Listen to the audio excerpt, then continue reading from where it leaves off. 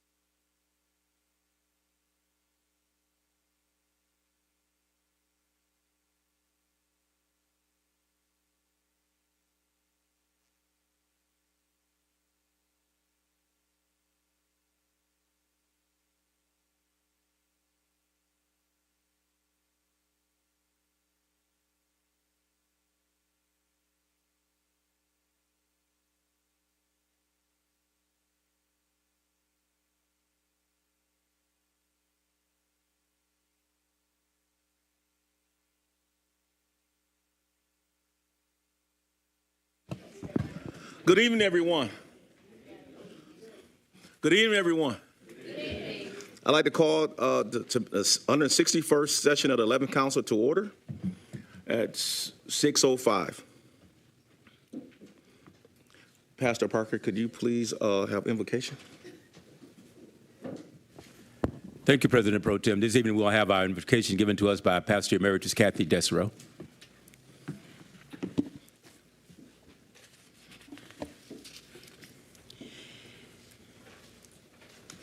Father God, we come to you tonight thankful for the beauty of the week that we've had. Thank you for the lovely weather. Thank you for this city. Thank you for the positive changes that are taking place. And thank you that we're going to change the non-positive things that are taking place.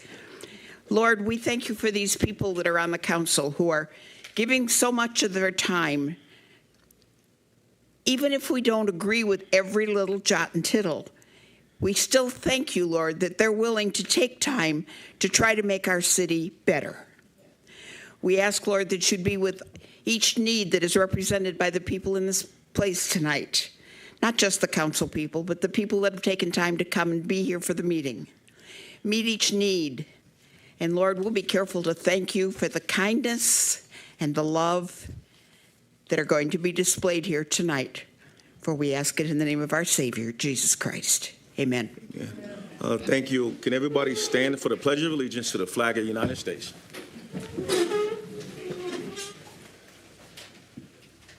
Pledge allegiance to the flag of the United States of America and to the republic for which it stands, one nation, under God, indivisible, with liberty and justice for all.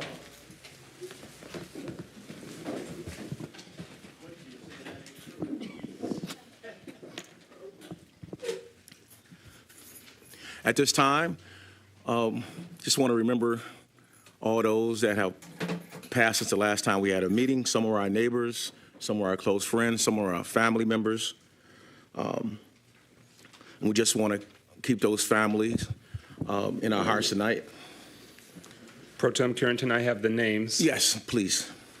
Sorry to be running in, but here I am. So the names for this evening's moment of silence: Phyllis Grimm Altman, Kaniqua Arnold, Sally Barnes Hull, Ricky Baylor Sr., Peter Bennett, Dwayne Bilbo, Rhonda Calhoun, Marilyn Clark, Earlene Crisp, Victor Domino III, Journey Etchen, Georgia Goyer Arnold, Geneva Johnson, Michael Kachka, Patricia Larson, Carol Leuenberger Mott, Betty Newsom Keefe, Steve Orasco, David Parsons, Judith Peoples, Louis Purette Sr., Sarah Sewell, Marvin Taylor, and Ann Vaughn. Please join us as a community for a moment of silence.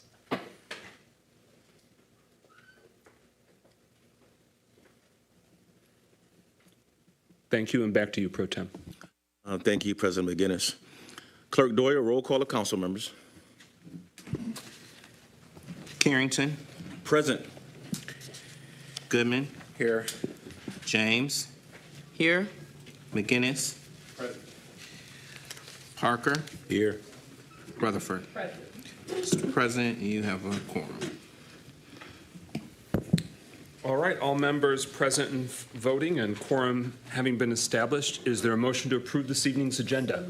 Support. It's been moved by Councilwoman Rutherford, seconded by Pro Tem Carrington, that we approve this evening's agenda. Any motions, any amendments, any discussion? Hearing none, roll call and adoption of the agenda. Clerk Doyle. Carrington, Yes. Goodman, Yes. James, Yes. McGinnis, Yes. Parker, Yes. Rutherford. Yes. 6 yeas, no nays. That motion carries. The agenda is adopted. Is there a motion to approve the consent agenda? Support. It's been moved by Councilwoman Rutherford, seconded by Councilman Parker, to approve this evening's consent agenda. It includes the City Council meeting minutes from August 8th, 2024, including the closed session minutes, resolution acknowledging City Clerk staff on administering the 2024 primary election in Pontiac. Last week there was the election, and we want to acknowledge all of those election workers, our City Clerk, and the City staff that made that happen. Resolution acknowledging the service of Pontiac Charter Revision Commissioners to the City of Pontiac. The Charter Revision Commission labored for 2+ years, and hundreds of hours on a volunteer basis, and we want to acknowledge our neighbors who made that possible. Norbert Burrows, Gil Garrett, Brian Killian, Lucy Payne, Tamika Ramsey, Scott Stewart, Bruce Turpin, Kermit Williams, and Jose Ibarra III. They submitted a proposal to the people for consideration, and that with over 70% of the vote was adopted in last week's election. And so now the city of Pontiac has a fully revised charter for the first time in 42 years. And we want to acknowledge their labor of love for the community's benefit. D, resolution authorizing clerk to post notice of budget amendment for departmental changes. That'll come before us in 2 weeks, but we're posting that notice. And then E, a resolution to authorize an increase to the HRAA contract to cover on-site human resources consultant fees for an amount not to exceed $60,000. This is pertaining to an existing contract with an increase. So those are the 5 items in the consent agenda. With that, roll call, Clerk Doyle on the consent agenda approval. Goodman, Yes. James, Yes. McGinnis, Yes. Parker, Yes. Rutherford, Yes. Carrington. Yes. 6 yeas, no nays. That motion carries. The consent agenda and those items therein are approved. We are now at the special presentation this evening, an opportunity for the administration to let us know about the city-related activities with the Dream Cruise this weekend. So they indicated they want to give us that brief update. We give them the floor now.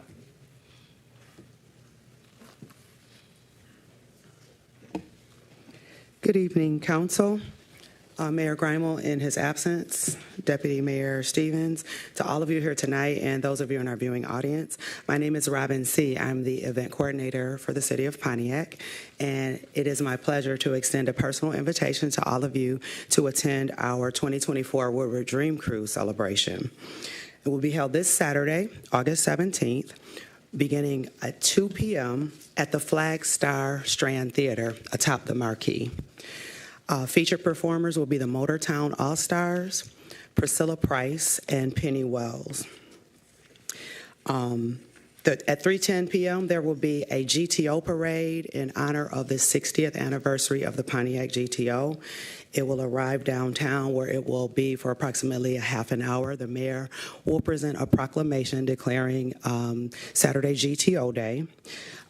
From 6 until 11, DJ Ralph will be in Hidden River Park with our karaoke night. So we invite you to come out, pick a few selections, and sing to your heart's content. The Pontiac Alumni Foundation is also partnering with us. They will have an all Pontiac High School, all class, second annual alumni block party from 6 to 10 p.m. on Lawrence Street. For food, we will be partnering with the downtown restaurants who will all be serving. So Alley Cat Cafe, Kegger Burger, Fillmore 13, and Biscuits and Bourbons will all be providing food for that evening. Shuttle service is provided by the city. It will begin at 1 p.m. and it will run until 12 midnight. Pickup spots are City Hall. For all Pontiac senior citizens, we will be picking up seniors at our Bowen Center on Bagley. And then the third location is what's known as the Brothers Parking Lot 2 on the north side of Lafayette off Wayne Street. And I would like to give a very special thank you to Mr. Grubbs, Mr. Derbyshire, and Mr. Terebus for donating that lot for our space. So we'd love to have you all out. We look forward to seeing you, and thank you for your time.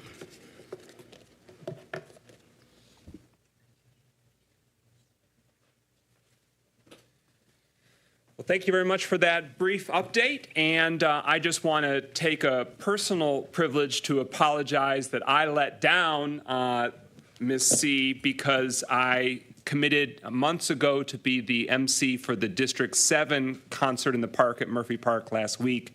Then we had the city council the same night, and I was thinking I was going to be Superman and be there and there at the same time. I'd run back and forth. It was going to work out great. I started running the meeting last week, and it just went right out of my mind about the concert. So I owe you a big one. Thank you very much. But at our District 7 meeting, we had amazing feedback because a lot of residents came out. They loved it. Even those that live like on Russell and Clifford, they could hear the music from the park, and they loved it. Not in a bad way, that they thought it was a really successful concert in the park offering. And I know you were juggling that in addition to juggling these functions that you're trying to make work for Pontiac that, as we all know, the Dream Cruise happens to us and at us and on us regardless of what we do. So we're trying to have some fun with it. We know some, not all, but some residents enjoy that decades-long tradition.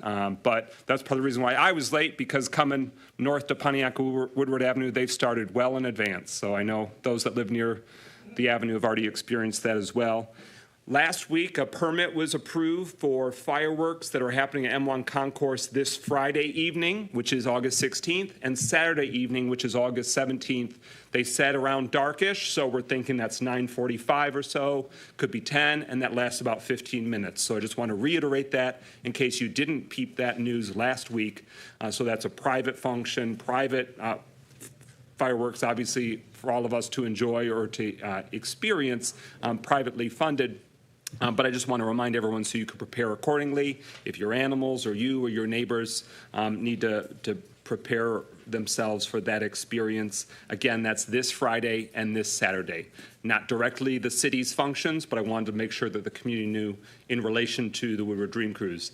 I do see that the forecast says that there might be rain on Friday, so that may obviously impact their fireworks plans or their activities, but does not mean that it'll impact the weekend activities that Ms. C laid out that's happening in downtown Pontiac for Woodward Dream Cruise festivities. Any discussions or questions on the topic laid out? Okay. All right, with that, and thank you very much for being here and all of your creative work to make the most of our special events in the community. We are now at Resolutions. It's a resolution approving the appointment of D. Ann Irby as the new City of Pontiac Finance Director. Number 2 on the agenda. Is there a motion to adopt the resolution? Support. It's been moved by Councilwoman Rutherford, seconded by Pro Tem Carrington. This is the mayor's appointment for a key and critical leadership role within the City of Pontiac organization, that of Finance Director. We give the floor to Deputy Mayor Stevens to introduce and present the candidate for appointment. Thank you, Council President.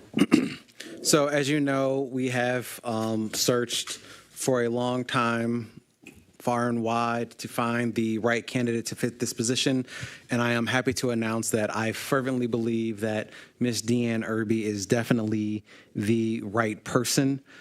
She has over 2 decades of experience in financial services, specifically within the public sector.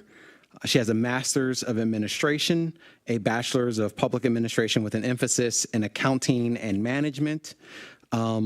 She is also a certified public finance administrator. She comes to us most recently from the city of Troy, where she was the finance, or she is currently the finance controller and has been for 2 years. Experience in Birmingham Public Schools, experience at Grosse Pointe Public Schools, also the city of Bloomfield Hills, city of Grosse Pointe, and city of Hazel Park. And so we are very, very excited that Ms. Irby has decided to come and join us here at the city of Pontiac. And she is here if you do have any questions for her. Thank you, Deputy Mayor Stevens. I don't want to say Ms. Irby. I could say Director and Controller Irby, if you're in the room this evening, if you'd like to take the microphone and provide a little introduction of yourself to the council and the community. This isn't your first rodeo, but I just want to preface, because it's an awkward scenario when you're interviewing for a job, for it to be in front of a publicly elected panel and a live studio audience and millions of people watching at home. And so thank you for your willingness to be a public servant, but also jump through very unique hoops for your consideration of essentially the job interview and the hiring process. So with that, can you share us a little bit about your vision, your approach to the task at hand, and of course your background and experience? We have your background on black and white, but help bring it to life for us. Certainly. Thank you for the opportunity to serve the City of Pontiac as your finance director. As you know, it's a very important position here in the city, and I will do my best to make you proud and to bring financial stability to the city. As Deputy Mayor mentioned, I have over 25 years of experience. Kind of makes me sound old, and so when he said that, I thought, gosh, I still have a little bit of time left for me to work hard for you, but have my master's degree, and I've got 25 years plus in financial management, not only in local government, but also in school districts. Local government and school districts are very similar. They are governed by many of the same rules and regulations with accounting and budgeting. So all of my experience kind of span together and pull together for cities. During my interview process, I was fortunate to talk to the mayor and deputy mayor and their staff, and to find that, working with the staff and other department heads to establish policies and procedures to find out what is necessary here for Pontiac, what makes Pontiac tick, to put some policies and procedures in place where we can lead the city forward and establish some financial stability. So I'm not a one-man show. I can't do it all on my own. I do need people to work with me and together collaboratively to make that happen. So I am thankful for this opportunity. I'm looking forward to get started and working with the staff here and administration and follow whatever chain of command is appropriate to make that happen. Thank you. We'll provide to council the opportunity to ask questions and provide feedback. But just as a recap, your most recent role is as finance controller for the city of Pontiac, Freudian slip, city of Troy. That's for the last 2+ years. You're a department head position there. You're responsible for accounting, audit, budget, and approval of purchase orders and journal entries. What's the current staff of that operation? There are 8 people that report to me currently at the City of Troy.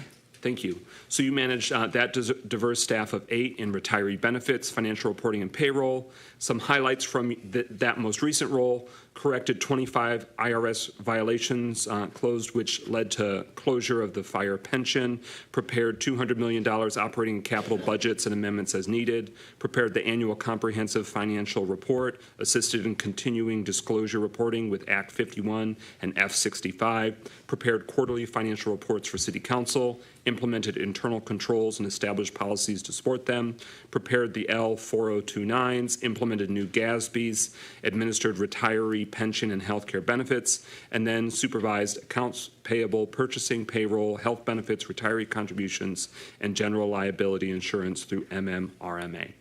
So that's what has been submitted with her work history for the current role she has held for the last 2+ years. Councilwoman Rutherford, followed by Pro Tem Carrington.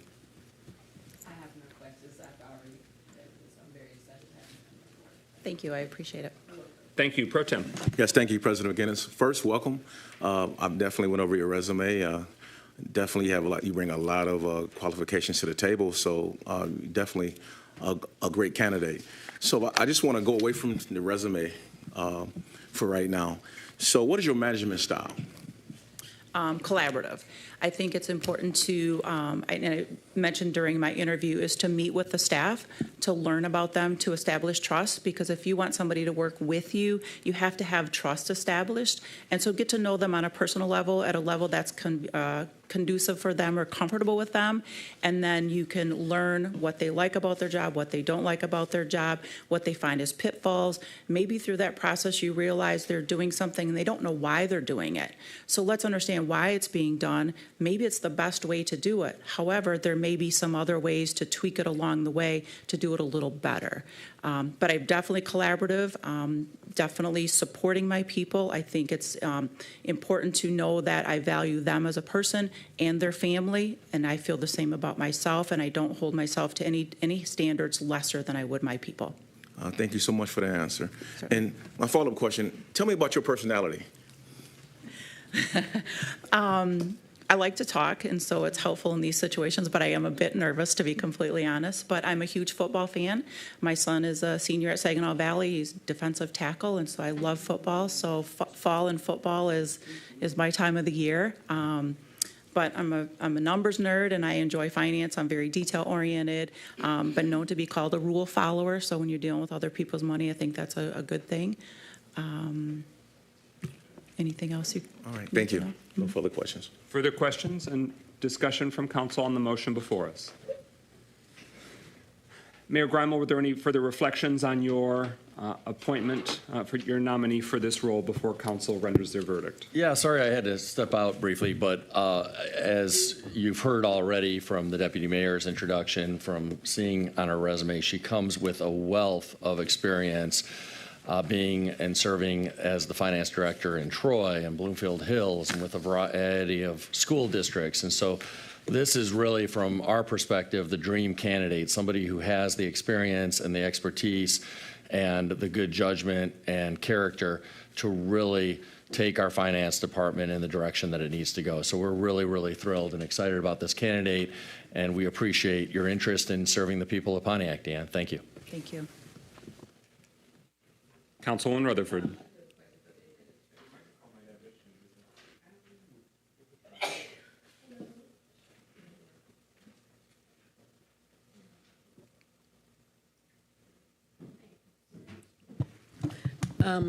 I do. My question is for the administration. If we vote this today, when will be your starting date? My understanding is early September, but Deputy Mayor, do you happen to have the exact date? Correct me, September 9th. Correct. Works for me. Thank you. Any final deliberations from council? Hearing nothing further, roll call. Clerk Doyle on adoption of the resolution approving the appointment of Deanne Irby as the new City of Pontiac Finance Director. Clerk Doyle. James. Yes. McGinnis. Yes. Parker. Yes. Rutherford. Yes. Carrington. Yes. Goodman. Yes. 6 yeas, no nays. Motion carries. Resolution is adopted. The city has a new finance director. Welcome to Team Pontiac. Thank you. Appreciate it. And I was going to ask for a warm round of applause to welcome her to Pontiac, but you did that because that's the Pontiac style. All right. Next we have on the agenda is recognition of elected officials. Are there current elected officials wishing to give an update in their role? All right. We now are at agenda address. Pro Tem Carrington, are there any requests? Yes, there are plenty, but we're going to pass it over to Councilwoman Melanie Rutherford. Thank you. Chuck Johnson, which agenda address will you be addressed? You pass, okay. Dr. Deidre Waterman, which address? What are you addressing? CD2 and whatever I don't get to, I'll get to in public comment. Thank you. And up next will be Luke Hallsworth after that. Well, Ms. Irby, as she leaves, I just want to congratulate her. I know of her resume because when I was looking for a finance director, when our first finance director left, I had a chance to review some resumes of people who presented themselves, and she was one. She didn't have quite as much experience at that time, so we picked and said someone who was very highly qualified, who left here and went on to become the CFO of Wayne County, very capable person. But at any rate, I came more to talk to you about the fact that District 2, of which I've been a 51-year resident of District 2 very proudly, has been without an effective council person for 9 months, essentially, when you get right down to it. But last week, council decided to warp speed, replace that person for whatever reason you decided you needed to do it very quickly, and had people submit resumes and applications. So I understand there were 12 or 14 different names presented, which was great to hear. Boy, we have an abundance of riches in District 2. And what I would hope you would do, Council, is I know you want to go through your process, but I hope you would open up the doors, make this a transparent process. Give us all the names of these people. We'd like to know that we have such a deep bench in District 2. Hear more about that, and also put the applications and resumes on file so we can see them. I did talk to President McGinnis earlier today on my way back from the airport and told him I had withdrawn my name from consideration because I realized I did that just as a point of purpose because I've been a proud resident of District 2. But I knew that under this administration, with President Mike McGinnis being the sidekick and heir apparent to the present administration, that they would want a person who would not speak to issues, who would be quiet and who would not be transparent in terms of things that I knew are wrong, such as I would be expected not to tell the retirees that when the mayor said that they'd been held up for 3 years and getting their increased pension, that it was because of the judge. No, it was not because of a judge. I would also be asked to tell. All right, thank you. That concludes your time. Thank you. Yes. Thank you. Great. Luke Holsworth, he's not here. Andrea Mans, which will you be addressing to? You're passing, okay. Pastor Kathy, what agenda address will you be addressing this evening? Yes, ma'am. And after that will be Randy Carter. I just had a question. The people in District 5 that I've been talking with this past week or so asked that when we're used to the terminology, when we talk about an empowerment zone, we've been around in these meetings long enough to know what it is, but the public doesn't understand the terminology. And they asked me if I would bring it up, that please, when we're talking about public terminology, I guess is the best way I can put it, that it be explained to the public at large. That's all I have. Thank you. Randy Carter, you are up next. What will you be addressing this evening, sir? Sure. Actually, it'll be C and lost the other one real quick. And then after that will be Gloria Miller. I'm sorry? Oh, no, I was saying after that will be Miss Gloria Miller. Go ahead, sir. All right. Hello, everyone. The reason I come down and ask a question prior, back during the election. Pause for 1 minute, sir. Can you guys restart the clock for him? Okay. Thank you. You can begin. Anyway, the question that I rise to bring up was about the Charter Commission. And the reason I brought it up is that I have in my hand 6 different versions of the charter. The charter that they used, it was actually laughable. It did not have a city seal on it. It wasn't the original document. The one that you did use, that I did receive a copy of, it was pixelated. And Vivian Spann, as the clerk, had a different document inside the charter than the original charter. So I'd like somebody to go through and correct it, because I think it was a farce that came in front of the people. Should have been a city certified stamp, what on it? I had the problem when I was in office. The other question I had for you is this weird thing you're using for number 15. I understand exactly what it is, the MCL 15.268. We don't have an independent redistricting, and we're not going to have an independent redistricting. And for the fact that the city did not certify what happened in the 2020 census. The city council wasn't involved with the 2020 census to come out to every census. The council goes back and redo the district and the precincts. It wasn't done, and it's still not being done. And I believe it's probably coming up in October that the city would actually do it 4 years late. The other problem with the NEZ I was going to bring up, I brought up last week, that I hope to get answered this week. The people should know that your road millage, your school millage, your college millage, your library millage, your sanitation millage, which shouldn't have a user fee inside it because it's not part of the sanitation, but it's included. The people need to know exactly what millages they're paying for, how much is taken out for the Tifa 1, 2, and 3, and eventually somebody needs to go ahead and fix the Auburn Hills Marriott. It's not in Auburn Hills, it's in Pontiac, and the bond doesn't end until 2035. Thank you. Thank you. Gloria Miller, and then last will be Ms. Darlene Clark.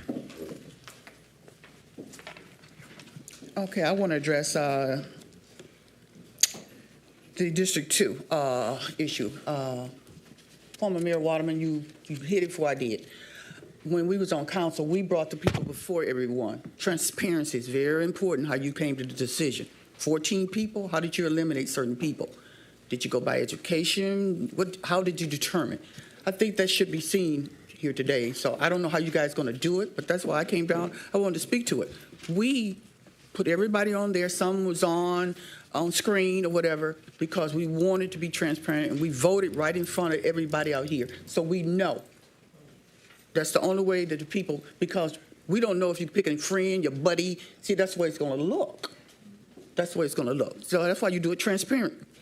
Also, I want to mention, I see that the Harper money, we got some trucks. I don't understand about the ARP money. A citizen are asking me about that all the time. I don't even know how to answer that anymore. I really don't. I just don't know the answer to it. As for the finance director, it's good to have one. Good to see the deputy mayor not in that duties anymore, because that is not allowed. I've never seen that happen before in the city of Pontiac before. So I'm just waiting on to see how you do this District 2. Make sure it's transparent. That's all I want to see. Thank you. Thank you. Ms. Clark. Which items will you be speaking to this evening? Number 5? Thank you. Good afternoon, Council, Administration, and Clerk, and to the audience that's listening. Number 5, you're voting on to bring in funds for equipment, which is the trucks to be bought in, which is a start for Park and Rec. But the Park and Rec does not just work alone, it also work with DPW. Hopefully, this is a start in order to get the right equipment for DPW to work with Park and Rec, to be able to make the environment for the children that play in that park safe. We have a problem in the city of Pontiac, not only that it's not that the DPW, it's not that Park is not taking care of their responsibility. The problem is DPW does not have the equipment to work with Park. Go ahead. To work with Park. So with that being said, hopefully getting more people in DPW to work along the side with code enforcement and Park can give our children a better environment that's given to them today. Cutting the grass is not cutting the weeds. The contracts that you have for the contractors that you hire for the city and the DPW does not equip and align with Park and Rec. So thank you for that, and please look farther into helping DPW get right equipment. Thank you. That concludes our agenda address. Thank you very much, Councilman Rutherford and Pro Tem Carrington. We are at number 3 on the agenda. This is a resolution appointing city council person for District 2 vacancy. As those regular viewers and attendees of City Council is aware, there is now a vacancy and has been for a number of weeks per the existing city charter's provisions on how council member absences effectuate an absence. So due to then council member Brett Nicholson, who was elected by the citizens of District 2 to represent them for a 4-year term, his term ended in a few weeks ago, so there's about 1.5 years remaining. The city charter, the current city charter that's been in effect, spells out that the city council is to appoint a replacement. So that is the function and the task that city council has been working toward. We announced over the last few weeks that opportunity and this process underway. We did have 14 citizens of District 2 submit their application and professional background and resume for consideration. Those council members, because we're no longer 7, right now there's 6, so the task falls to the remaining 6 of us. We reviewed and ranked those respective applications, and those that received any ranking were interviewed. We had 3, less than a quorum, 3 council members that interviewed, and there were ultimately 10 interviews that were conducted by city council members. And there is, of course, the charter requirement that they must be an elector of District 2. So the current boundaries of District 2, they must be a citizen. They're eligible to vote.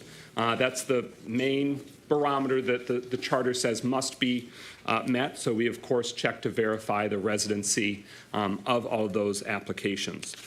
But we looked at quite a few dozen degrees of criteria, different aspects, including professional experience, public service background, educational attainment, community involvement, understanding of the council role, ideas for citizen engagement, their leadership style, collaborative approach, capacity to be diplomatic in working in tense situation, time availability, as well as their time management approach, communication strengths, passion for Pontiac's progress, interest in giving back to our community, the ability and drive to be researching and inquisitive and investigatory, since that's a large role of City Council, their lived experience here in Pontiac and connection to District 2's everyday experiences and issues, familiarity with city policies and issues, and in touch with their neighborhood.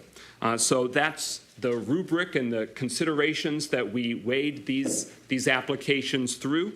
And the City Council Communication, Engagement, and Operations Subcommittee, of which Council members Goodman, who chairs the subcommittee, McGinnis and Carrington sit, held a meeting yesterday where we reviewed the applications, reviewed the scoring and ranking from the full colleagues of the City Council, the experience and intel gathered through the interviews, and have made a final recommendation to the full council of 2 finalists through the process. So tonight you're going to get to meet those 2 finalists, hear a bit about their background. They will field questions from the City Council, and in a public full vote of us city Council members, we will determine which of the 2 finalists will take the seat for District 2.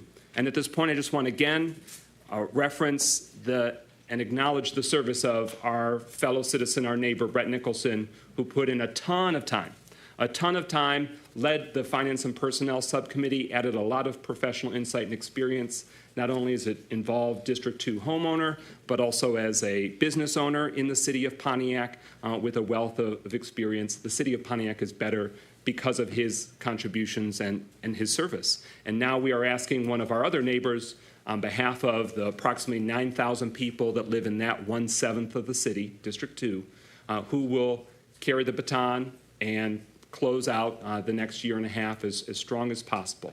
So with that, we want to introduce you the 2 names of the finalists of the applicants. And I just want to thank everyone who did apply, because that is rough. I mean, just like I mentioned with the finance director, this is a unique process. It doesn't happen all the time. And for you to put yourself out there to be willing to serve your neighbors it speaks volumes about you, your personality, and your qualities as a human being to want to make Pontiac better and sacrifice so much of your time. So I want to emphasize that there were many very capable, experienced, and very strong and compelling candidates, but The city council's job, as this new person will find out, is to decide. Our job is to make decisions over and over and over again for the city, and so it's going to be a task to have that final council person, and we're going to make that decision as a group this evening. So there are two finalists from District 2's application process that the City Council will be considering this evening. In alphabetical order, they are Brenda Causey Mitchell and they are Milana Jones. Both of those applicants are with us this evening that you'll meet further. But just as an overview summary, again in alphabetical order, Brenda Causey Mitchell, decades-long resident of District 2, a homeowner. She has, for 11 years, was an administrator and a leader through employment in the Pontiac School District, running the Projects Excel after-school program. For the last 20 years has led a consulting firm, the Causey Group. And then even before that, professionally, she worked in different capacities for the city of Pontiac. She was elected as a school board trustee in the 1990s, including serving as school board president for a time. She also represented Pontiac on the Oakland County Commission for multiple terms, so experience in either elected or appointed employment roles at the school, city, and county levels of government. And with that, we would like to give the floor to Brenda Causey Mitchell to field a few questions from the City Council, and then we'll introduce you to the next candidate, again in the same process due to alphabetical order. So with that, Ms. Causey Mitchell, thank you very much for applying and putting your name in contention. The first opportunity in question is, what motivated you to want to serve your neighbors on the District 2 City Council? What prompted you to put your name in consideration? Well, I did not know. Thank you for this opportunity. I didn't know about that Brett had resigned, and I received from another district, a person sent me a text saying, apply. So that's how I found out about it. But at any rate, I'm excited about what's going on with the city at this time. I was thinking today, my mother had mentioned to me, you know, sometimes Pontiac has a lot of ups and downs. And she said, I've seen Pontiac hit rock bottom and come back up. And I see that very thing now. And I'm excited about the new culture that I see happening with the Pontiac, city of Pontiac. I'm excited about the county, the city-county collaboration, the initiative that we have, the possibility of wide track being changed around, just a lot of positive things. So that's why I really want to be a part of this new energy. And I do watch the board council meetings here, and just to see the professionalism and the decorum of this board and how meetings are run, I am very appreciative that you have taken the charge to be a representative that is a true representative for the residents, because for some time it's been very toxic here. And that's one reason I made a decision, because it's not, I don't feel it's toxic at that level, the leadership level, that we can take this city forward. I have a dream that one day we can all come together and decide that we want to be not considered as the hole in the donut. We have many possibilities here. We have a possibility to change the paradigm of Pontiac for people that think about it, and we have the opportunity just to open up new avenues as it relates to homes for young families, and I want to be just a part of what's going on here now, because I do see a rainbow. I see it right now that some things are getting ready to blossom for our city, and I think that I could be a part of that. I do have some experiences. I've sat on both sides as the executive branch and legislative branch. I know the role that I would have to serve as a commissioner. I would be doing legislative business, not running the day-to-day. So I understand the three branches of government. I understand that there's a judicial, a legislative, and executive. And I'm sometimes surprised that individuals who sit in these positions don't understand their roles. So I want to contribute to you this and just be a support to this body and my constituents. For a long time, we've not had representation in our district. I know that I've seen a lot of things. In fact, I sweep the streets on my street. So people see me with a trash can. I'm going all up and down the street sweeping. And I just want to see some things in place as it relates to public works. And I think I talked about that in the interview.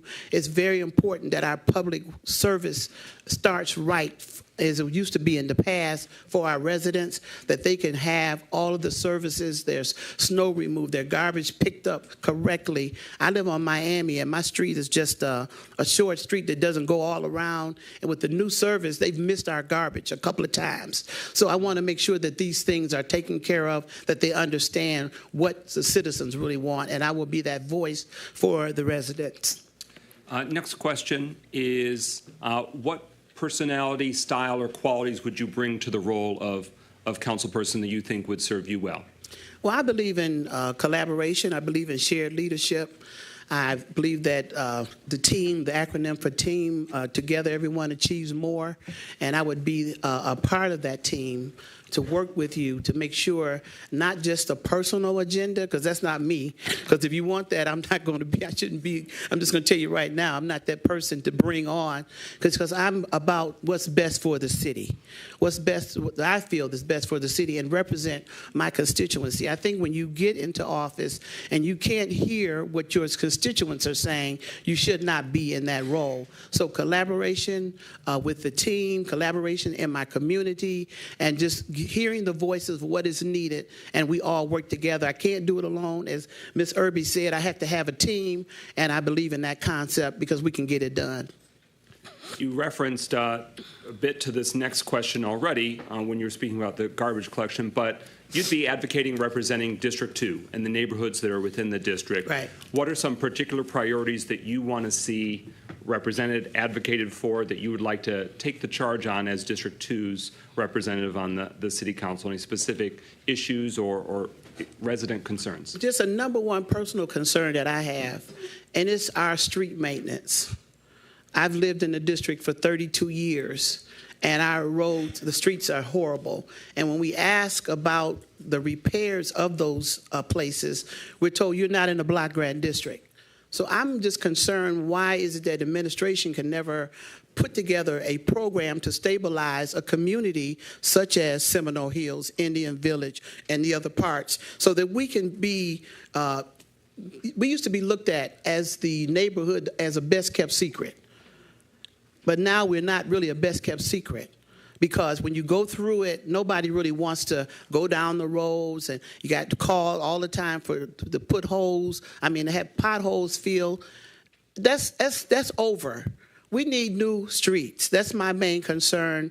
And also, as it relates to enforcement, that the people will keep their lawns. They will take care of the areas. For the last 4 years, I have personally paid on my street to have each side of the right-of-way coming off of Huron onto my street. I've paid for 4 years to have it mowed, because the individuals who live facing Huron will not maintain the property. So enforcement, that's one other thing I would like to see, and just overall have more of a community presence where individuals know that we can have block leaders, that the block leaders can lead, and then we can build a coalition that we can get things done, and you can have a network that you can actually tap into and see results for our community. Another thing I'd like to see is that we live in a historic district. A lot of times financially, we do not meet the criteria for monies to get it done. I know they have a historical program or whatever, but it's not like the other areas. We have roofs. When you get a roof fixed in my neighborhood, you're going to pay some money. We need help. We're an old, aging community, and we need the city to come, and I will try to work toward that end. I'm not saying I have all the answers, but those are thoughts that I have for actually living in the community. Yes, thank you, President McGinnis. Again, thank you for submitting your application to become a District 2 council person. As far as time commitment, sitting in this seat actually takes a lot of, the normal thing is Tuesday nights, right? But outside of Tuesday nights, we have so much so many things that we had to give time to. So how is your time management when it comes to your personal activities, and how do they fit into this council role? I'm always a busy person, always been a busy person, probably will continue to be a busy person. But when I make a commitment to any thing that I've made a commitment to, I'm going to fulfill that. I am retired from the school district now. I serve as the church administrator for Tabernacle Ministries. I've done that for almost 20 years. And I continue to serve my community. So it's not a problem for me to serve. I have the time. I will adjust some things because this is my Bible class night. So I will talk to the bishop and let him know. But we have it online. We have Facebook Live, so I can always review Bible class at any time. So no, it's not an issue for me. All right, thank you. I have no further questions, President McGinnis. Okay. Any questions that council members wish to also put on the floor? All right. Thank you very much. You may take your seat. We'd like to give the opportunity for the second finalist now to answer those same questions and the opportunity to introduce herself. The next finalist is applicant Milana Jones. Ms. Jones is a resident of the Pioneer Highlands subdivision of District 2. She is, in fact, the president of the Pioneer Highlands Civic Association and has been for the past 2 years the neighborhood association for that section of District 2.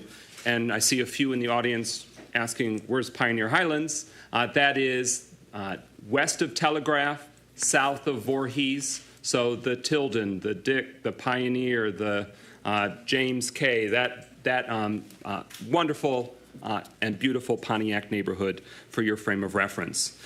She is a graduate of Purdue University Global Bachelor of Science in Business Administration and Management and is completing her master's degree of Business Administration and Organizational Leadership at the University of Michigan Flint.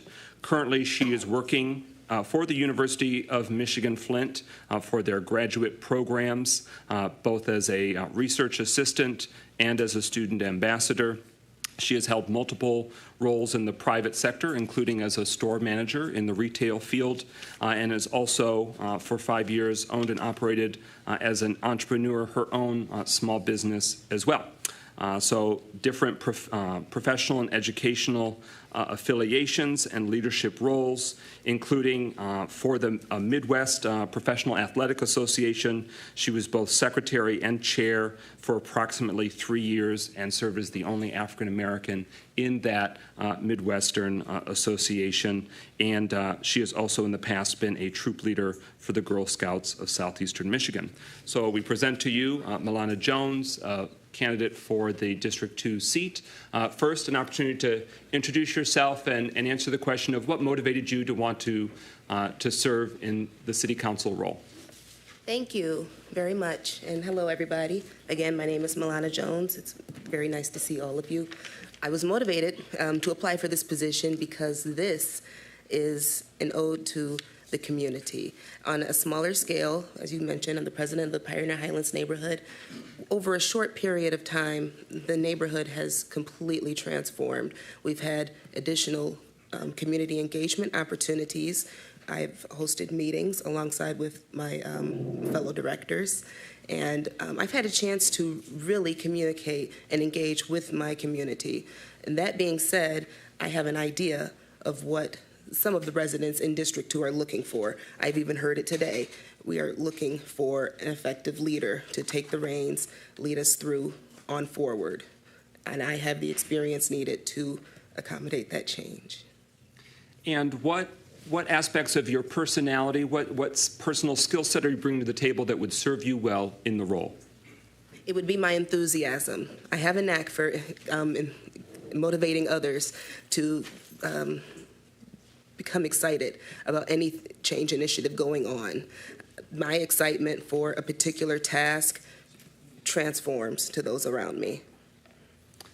And based on you being a resident, being active with your neighborhood association as its leader, what are some of the priorities or concerns of fellow residents of District 2 that you would like to be a champion for, or that you especially want to see tackled, that you'd be advocating for here at the City Council table? One would be the beautification of the city. And in fact, I have begun on my own, with my own hands, beautifying our park. We have a neighborhood park locked up with a gate in case you have driven by. And I have been out on the inside of the border and outside, pulling weeds, putting down mulch, getting flowers. We've received donations for some of those flowers as well, and other gardening supplies. And in addition to that would be the sanitation of the city, the general blight and debris. I would, be an active member in remedying that, and obviously seeing to that our sanitation services are up to par. Thank you, Pro Tem Carrington. Yes, thank you, President McGinnis. Welcome again. Great to see you here tonight. So I'm going to ask you the same question that we asked Ms. Brenda Causey Mitchell concerning your time availability, your time management. How does this seat fit into your personal schedule? My time management skills are impeccable. My obligations, as Council President McGinnis mentioned, those are remote. And actually, a couple of them are temporary. But beyond that, none of my current obligations require me to be in person. I have my schedule, which is created by AI. I stick to it daily to be sure that I can accommodate the task that I have been assigned. And that is how I know that I am able to take on more and that I can execute this role to the best of my ability. No further questions for me. Thank you. And you do have a bit of an accessory and equipment here. Do you just want to share for the community and the council your current accessory? Sure. I had surgery a couple of weeks ago. I tore a tendon in my left foot, and I also had a partial tear in a ligament. But as you can see, that didn't stop me from getting here today. It didn't stop me from applying or handling my business outside of what is on my resume. I'm a mother. I have 2 children. I'm raising them in Pontiac. Not much holds me back from what I set out to do. I have that determination and enthusiasm to get things done. Thank you very much for your time, your answers, and your application. So now to City Council. My proposed approach is similar to how do we deliberate on council leadership decisions, where council members will be prompted in a roll call, non-binding, but a roll call to state if your preference is Causey Mitchell or if your preference is Jones. And based upon the candidate that gets to that a plurality, a majority of the remaining council members seated and voting, then we will have a resolution where ideally we would unanimously vote on whomever that is. But that's the formal appointment, is through the resolution. But just like with our council leadership roles, it's not we go through the name and you say yes, no, yes, no, yes, no. What seems to have worked best over the last few years is that the question is before you, which of the 2 finalists would you like to see appointed? And then if a candidate gets a majority from there, then we'll take that final formal vote. Any clarification or further discussion on the process so far? Okay. With that, Clerk Doyle, if you can conduct a non-binding roll call on the preference between the finalists for the appointment.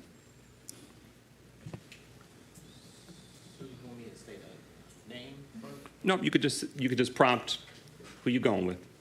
Oh, just call the person's name. Oh, do you have hold on one second. Councilwoman James, any clarification? He's going to ask us, but we have to give the name Correct. of the person that we... Correct. You're offering up the name either Causey Mitchell or Jones. Okay. Clerk Doyle. Okay. Parker, Jones. Rutherford, Jones. Carrington, Causey Mitchell. Goodman, Jones. James, Ms. Mitchell? McGinnis.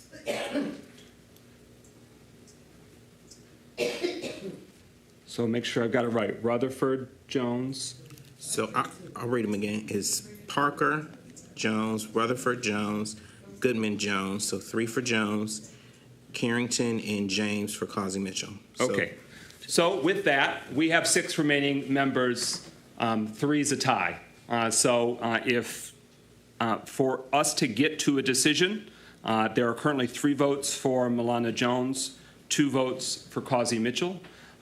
So I would cast my vote for Milana Jones to make it 4, so that way we could have a decision to render. And again, Brenda Causey-Mitchell brings a wealth of experience, has made such a positive impact in the Pontiac community, and I respect her greatly, as I do the other applicants whose names aren't here this evening, but are public record. If you're trying to get feisty, it's a matter of public record if you ever need to file and request who are those other names. So with that, we have done our non-binding roll call to get to a consensus. So with that, is there a motion to adopt a resolution appointing Milana Jones to the remainder of the term to the Pontiac City Council for District 2? So moved. Support. It was moved by Councilwoman Rutherford, seconded by Councilman Goodman, that we appoint Milana Jones to the Pontiac City Council, representing the amazing people of District 2 for the balance of this term. Any discussion on the motion?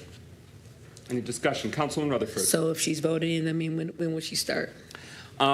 In my conversations with Clerk Doyle, he is prepared to swear in the individual with the oath of office and the appropriate documentation to effectuate their service immediately, which we recognize for any human being, that's a lot. That the Pontiac City Council is churning and dealing with dozens of massive, very complex matters. In fact, tonight we'll have a closed session talking about pending litigation if people are suing the city of Pontiac. So that, on top of all the other issues, that's a lot. That's a lot. So I hope that the residents of District 2 and all 62,000 souls that live here, in addition to anyone who works here, owns property here, worships here, drives through here, will give the new council person grace and consideration as they work to integrate themselves, transition into the role, and work to serve you effectively and with integrity. So to your question, the seat that is next to you will be filled as soon as the council votes and makes the appointment, and Clerk Doyle swears them in. That would be tonight. Any further discussion on the motion before us or about the process? On behalf of the citizens of Pontiac, thank you to everyone who's applied. Thank you to the finalists who've put themselves through what I'm sure is a stressful situation. And Ms. Causey-Mitchell, if there's no objection, I'd like to yield the floor to you. I want to thank you for allowing me to have the interview. Last time I got 1 vote, so I did get more this time.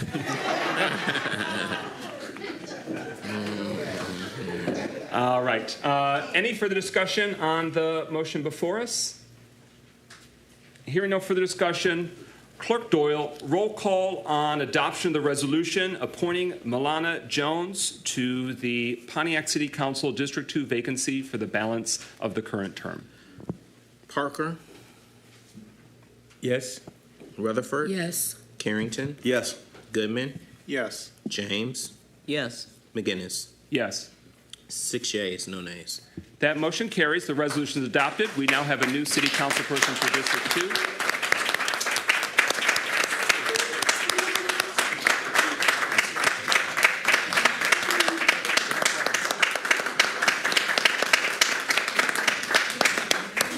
And with that, we give the floor to Clerk Doyle if you want to do it publicly. Is it that involved? It'll work publicly? You do it? Okay. All right. So if Ms. Jones, if you would stand up and...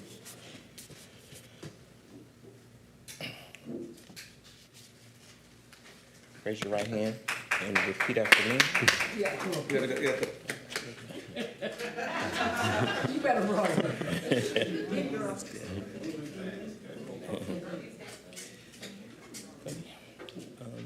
I do solemnly swear or affirm I do solemnly swear that I will support the Constitution of the United States of America, that I will support the Constitution of the United States of America, the Constitution of the State of Michigan, the Constitution in the State of Michigan, and the Charter of the City of Pontiac, Michigan, and the Charter of the City of Pontiac, Michigan, and that I will discharge the duties of and I will discharge the duties of Councilmember District 2 Councilmember District 2 of the City of Pontiac, Michigan, of the City of Pontiac, Michigan, according to the best of my ability. according to the best of my abilities. Okay.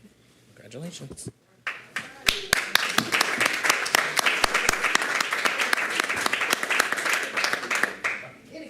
your seat.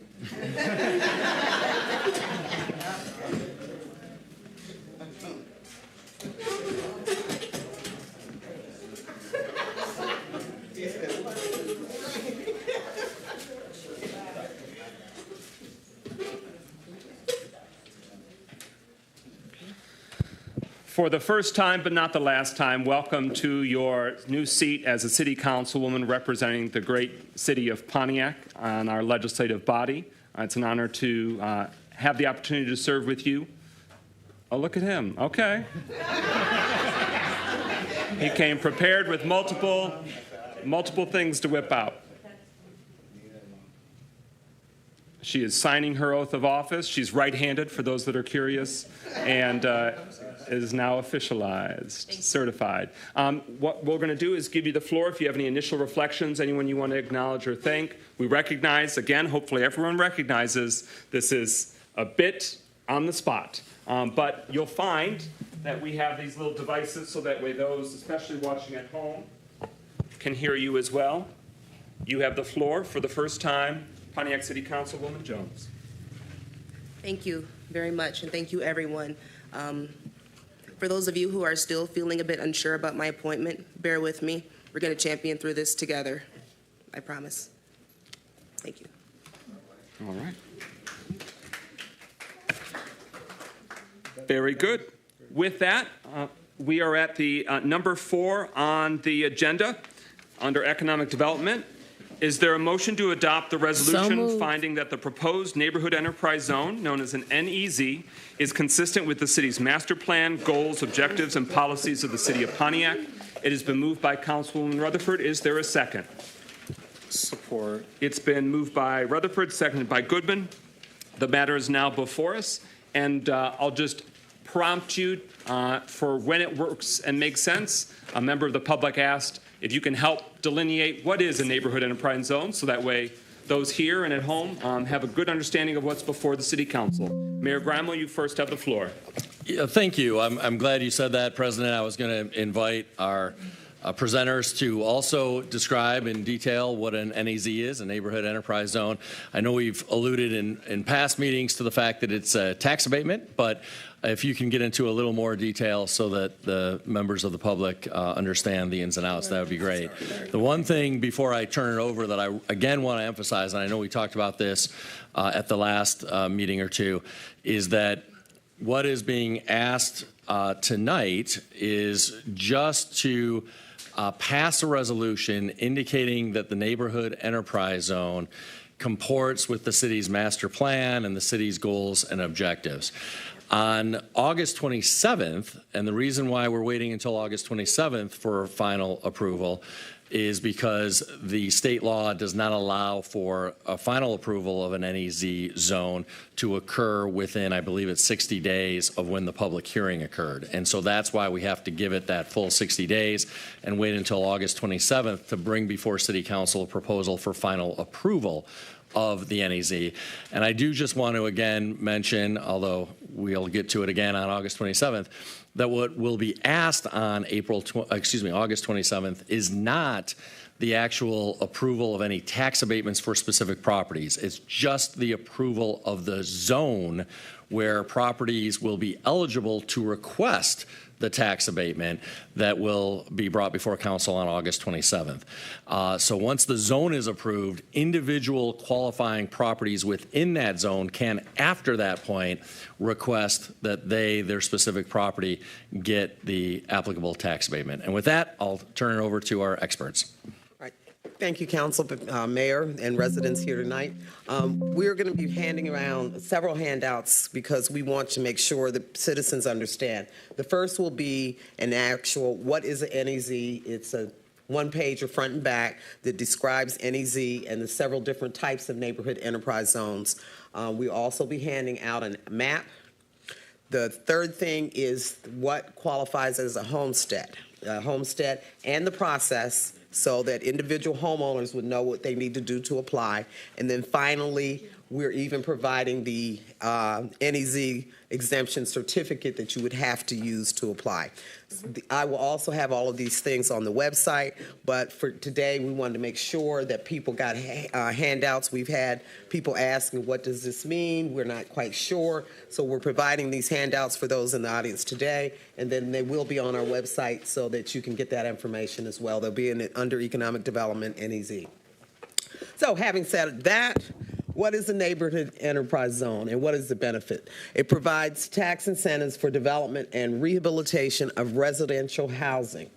A qualified local government unit, that would be Pontiac, has to designate one or more areas within the local jurisdiction of the government to create a district.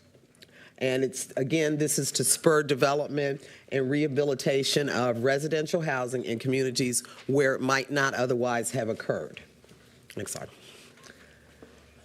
So what happens? How do we do it? Properties within the NEZ can apply for an NEZ exemption certificate. We're passing out examples of what the certificate looks like, but again, it'll be on our website.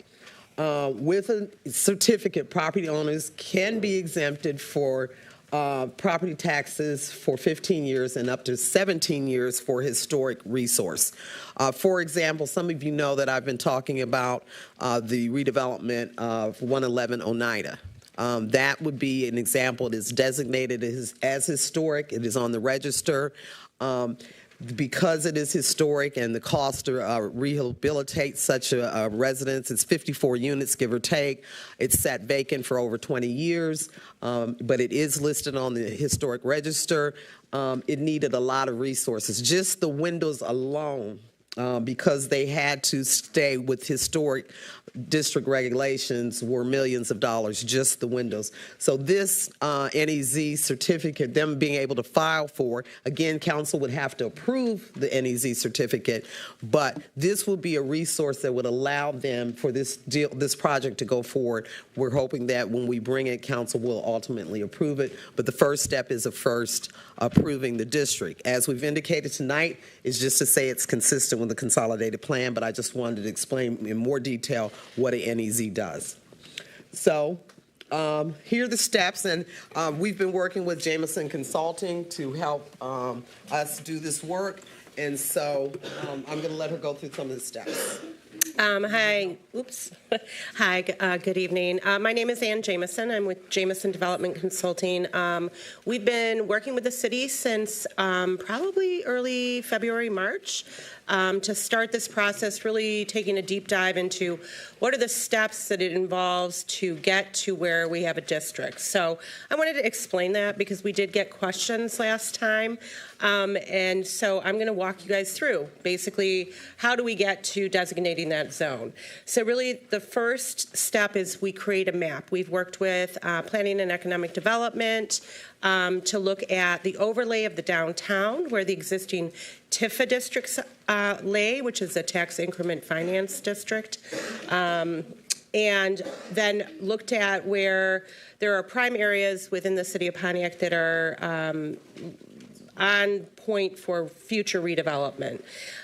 So the first step was really creating that map and then looking at whether or not the parcels that were included in the map qualify, because there's specific areas that don't qualify based on location, and also the zone itself cannot contain less than 10 platted parcels of land.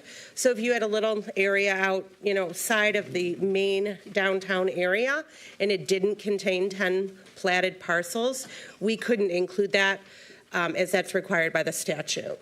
Essentially, all land in the zone, again, must be compact and contiguous. I know last time we had questions about why is it not going across the street, et cetera, and so forth. It was because we couldn't meet that contiguity across the road, and then there weren't enough platted parcels that would qualify.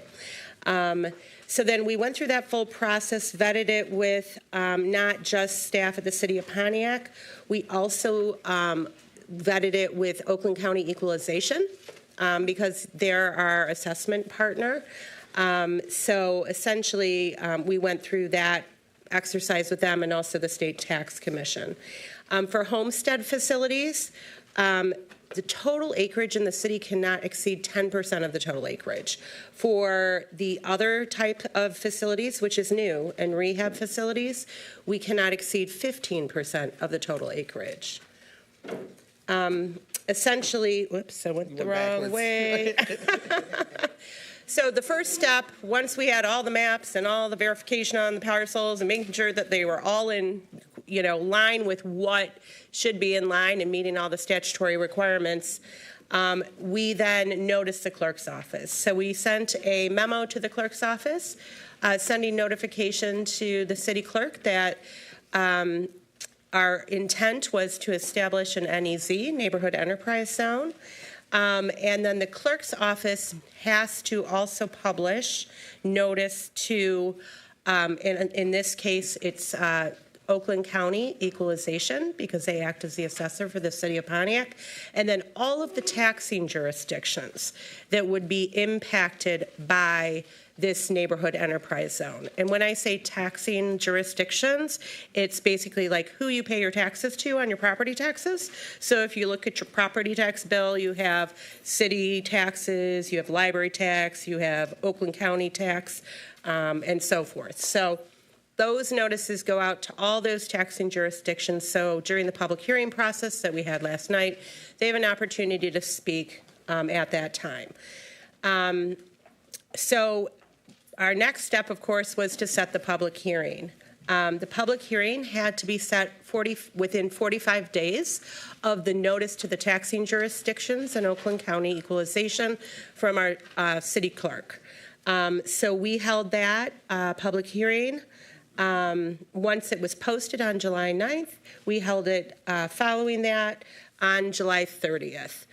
Our next step, following the public hearing, is today. Today, basically, we have to find that the proposed neighborhood enterprise zone is consistent with the City of Pontiac's master plan and provides basically goals and objectives, meeting neighborhood preservation and economic goals of the City of Pontiac. So from there, today, we're requesting that the City of Pontiac City Council consider adoption of that so that we can move to the next step. And the next step is really having the formal neighborhood enterprise zone district adopted, and that the closest next council meeting will be August 27th. So today, the council, again, is not acting on adoption of the NEZ. They're just making a statement that it's consistent with the master plan of the City of Pontiac and that it meets the goals and objectives of economic development. So that was the process, and we're getting through it, and we're all going to work through that. But again, we really, really appreciated, all the comments that came back, and so we wanted to really be clear on that. Another few things that, were in par with the requirements statutorily is adopting a housing inspection ordinance. The City of Pontiac already has that in place, so that step did not have to occur. So now we're going to go more into the specifics of what is a qualified facility. The first qualification, I'm going to go through the NEZ new and rehab first, just so that we can go into that initially, and then I'll go into what NEZ homestead is.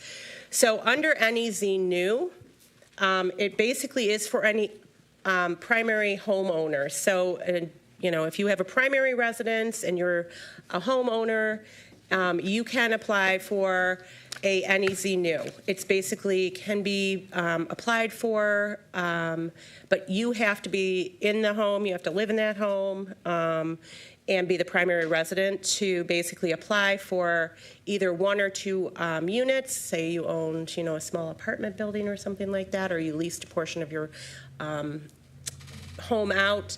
That would be something that, you would be looking at doing. But again, this is for new construction. So it's only applicable to folks who are looking to build on or to add to, if you have a vacant lot next to you, create that opportunity. The second type of new facility is really for more of your downtown cores, your urban areas. And those are really related to construction of a new facility. And that new facility, if it's a rental facility, this is the key. Previous new facilities have to be owner occupied, not rental. This facility definition has to check the boxes for whether if it's going to be rented or leased. It also has to be in a mixed-use building or located in a mixed-use building that contains a retail business on the street-level floor, and also is located in a qualified downtown revitalization district. As I was talking about earlier, a lot of their NEZ overlay map correlated with your TIFA, your old TIFA districts, which are part of that definition of qualified downtown revitalization districts. The second is a rehab facility. So that's really going back to if you own a current building and you want to rehab it, you have the opportunity to do that. But again, you have to have a primary residence in that rehab facility, and then you can basically file an exemption on 1 to up to 8 of those units. And then there's specific qualifications that go into that. I think what everybody tonight has been wanting to hear about is really the NEZ homestead. And Deborah, do you want to go into that, or do you want me to? Okay. So NEZ homestead is a little bit different than NEZ new and NEZ rehab.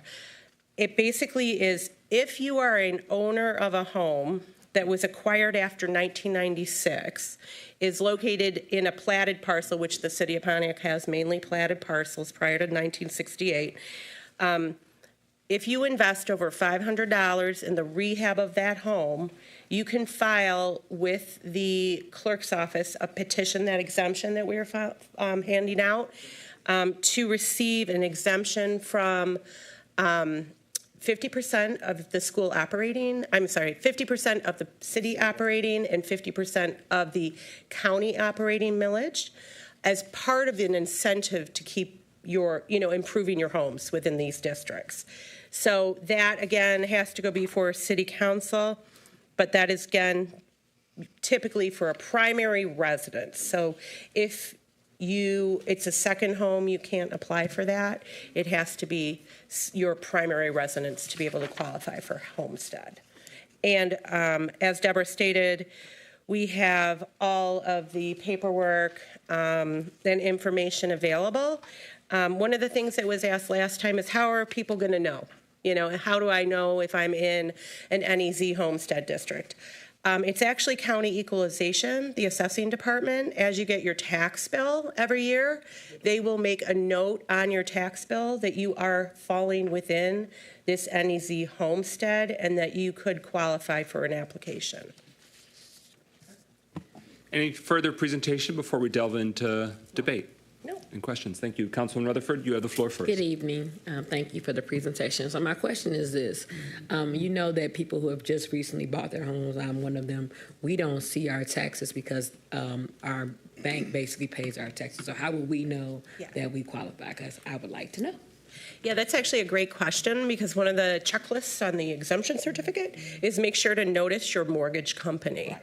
Okay. That you are going to be applying for a exemption certificate on your taxes. Okay. So it's basically noticing the mortgage company. They will then coordinate that with you and the county equalization.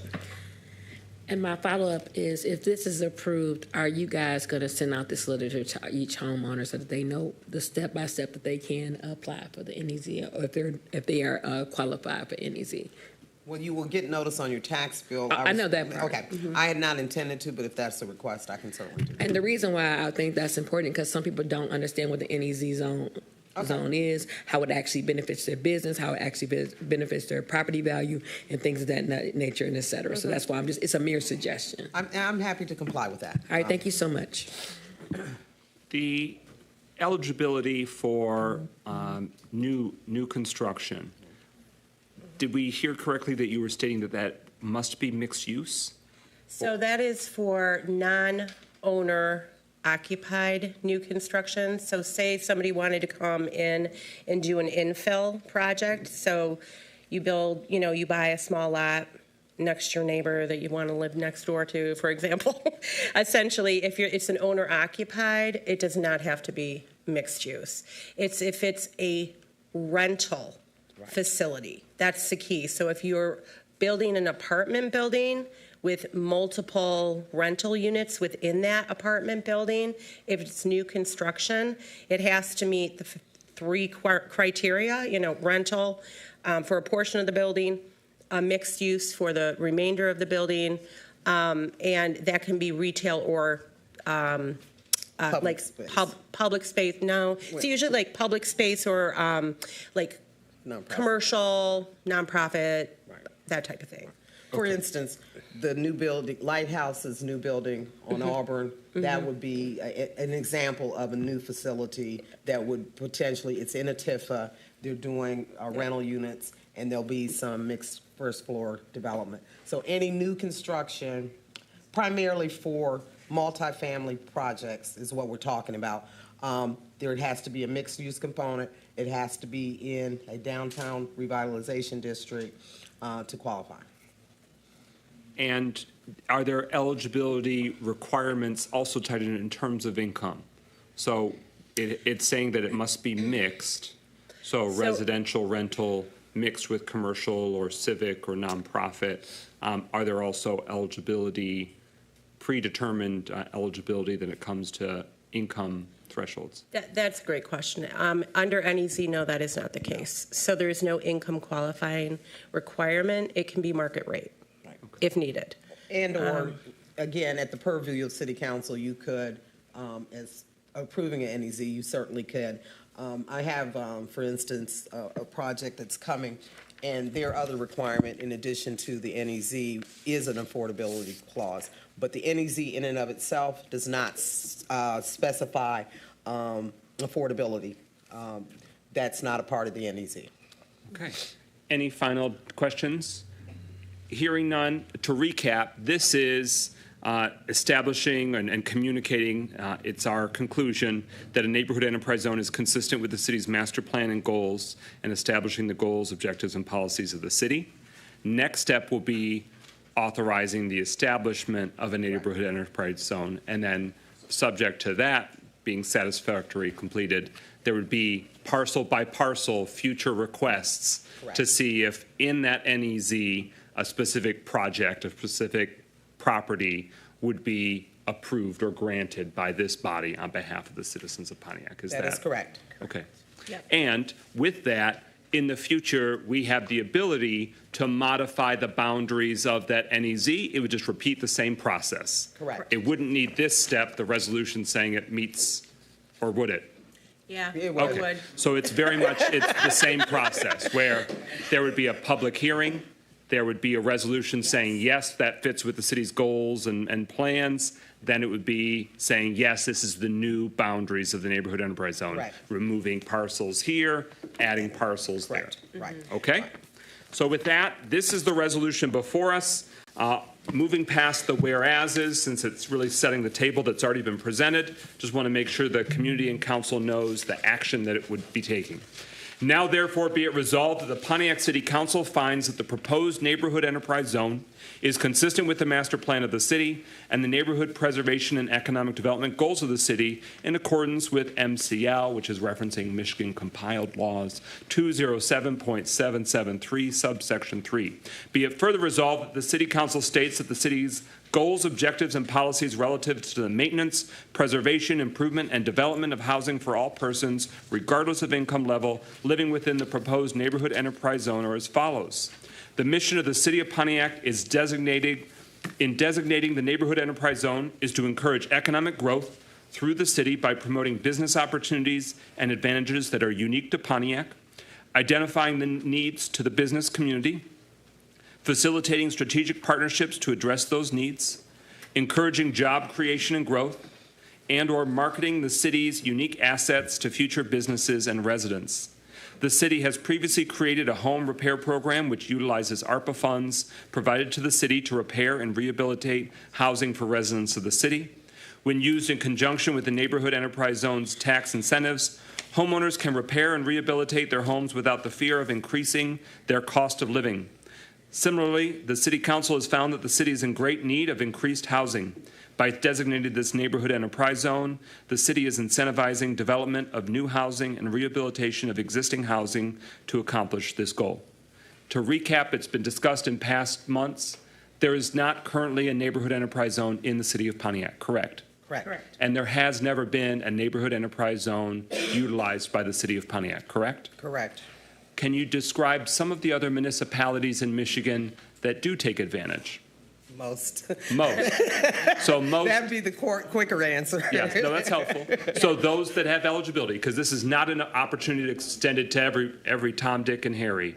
This is unique communities, core communities. Yeah. And so that would be Lansing's, that would be Saginaw's, Muskegon's, Grand Rapids, Detroit. Royal Oak, Ferndale, all.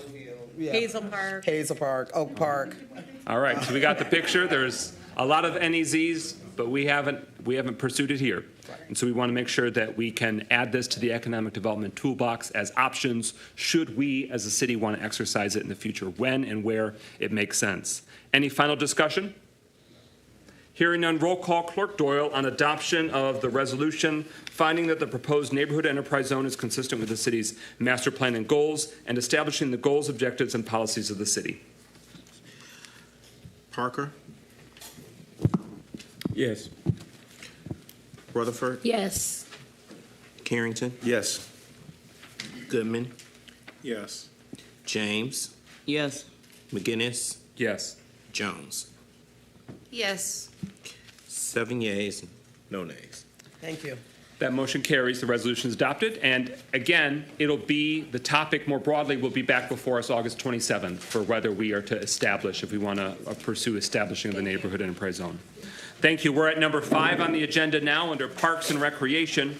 It's a resolution to approve the purchase and installation of mounted equipment on 6 newly purchased Parks and Recreation Division pickup trucks for city parks maintenance in the amount of $34,666 from American Rescue Plan Act, or ARPA, funding. Is there a motion to adopt the resolution? Moved by Carrington. Is there a second? Support. It's been moved by Carrington, seconded by Goodman to adopt the resolution. We give the floor to the mayor and administration.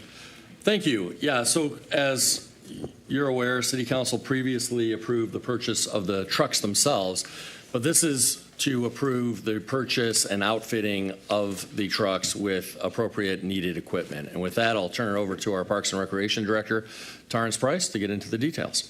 Good evening, everybody. The Department of Public Works requests that the council approves the department to purchase the necessary light-duty truck equipment for the Parks and Recreation Division, as quoted by Truck and Trailers Specialties through City of Rochester Hills Cooperative bid contract. This equipment will be purchased through and installed by Truck and Trailer Specialties on the 6 new pickup trucks currently on order for the City of Pontiac's Parks Department. Total cost of the purchase, as you stated before, is $34,666. Details of some of the things that will be installed on the trucks: one is a snowplow on one of the trucks. 4 of them will have amber green emergency lighting package, back rack cab protector and mounted workspace lighting. And the other will have another amber green emergency lighting package, range fiberglass cap with integrated toolboxes on an interior workspace lighting. All right, discussion on the motion before us.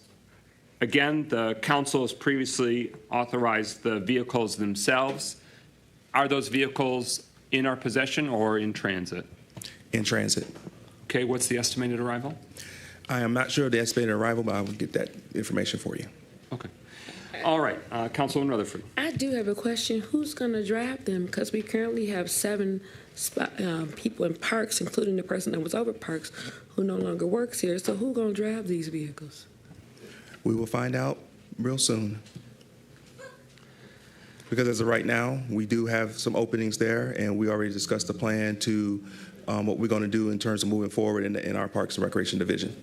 So my follow-up would be, what's the timeline when you guys are going to present that to the council? Because it's been 2 weeks. I guess I should ask the administration, not taking the slide after you. To the administration, when are you guys going to answer that question about these current job position opens in the Parks Department? Because there's no one there to drive them. Deputy Mayor's turned on his microphone. Does that mean you'd like to answer that? You have the floor. Thank you, Council President. As Councilwoman Rutherford has said, there are currently vacancies in that department. These trucks have already been ordered. So they were ordered when the department was completely full. The trucks themselves have already been ordered. This is additional equipment to make the trucks versatile during the winter time period. All right. I do think that is obviously shrewd, strategic to be able to have vehicles that can be deployed, when the needs, especially those pinch points of inclement weather, and when we want the city to be all hands on deck. But Councilwoman Rutherford, there's two elements I want to really emphasize. Councilwoman Rutherford has broached it, but I'm want to give voice for those that are running the youth recreation program at Murphy Park, that there is frequent scenarios where the gates are locked, where they are not, the park is not accessible when ultimately your staff shows up. So another aspect, another division of your department is making your other division not fully viable, and that's obviously impacting the user experience.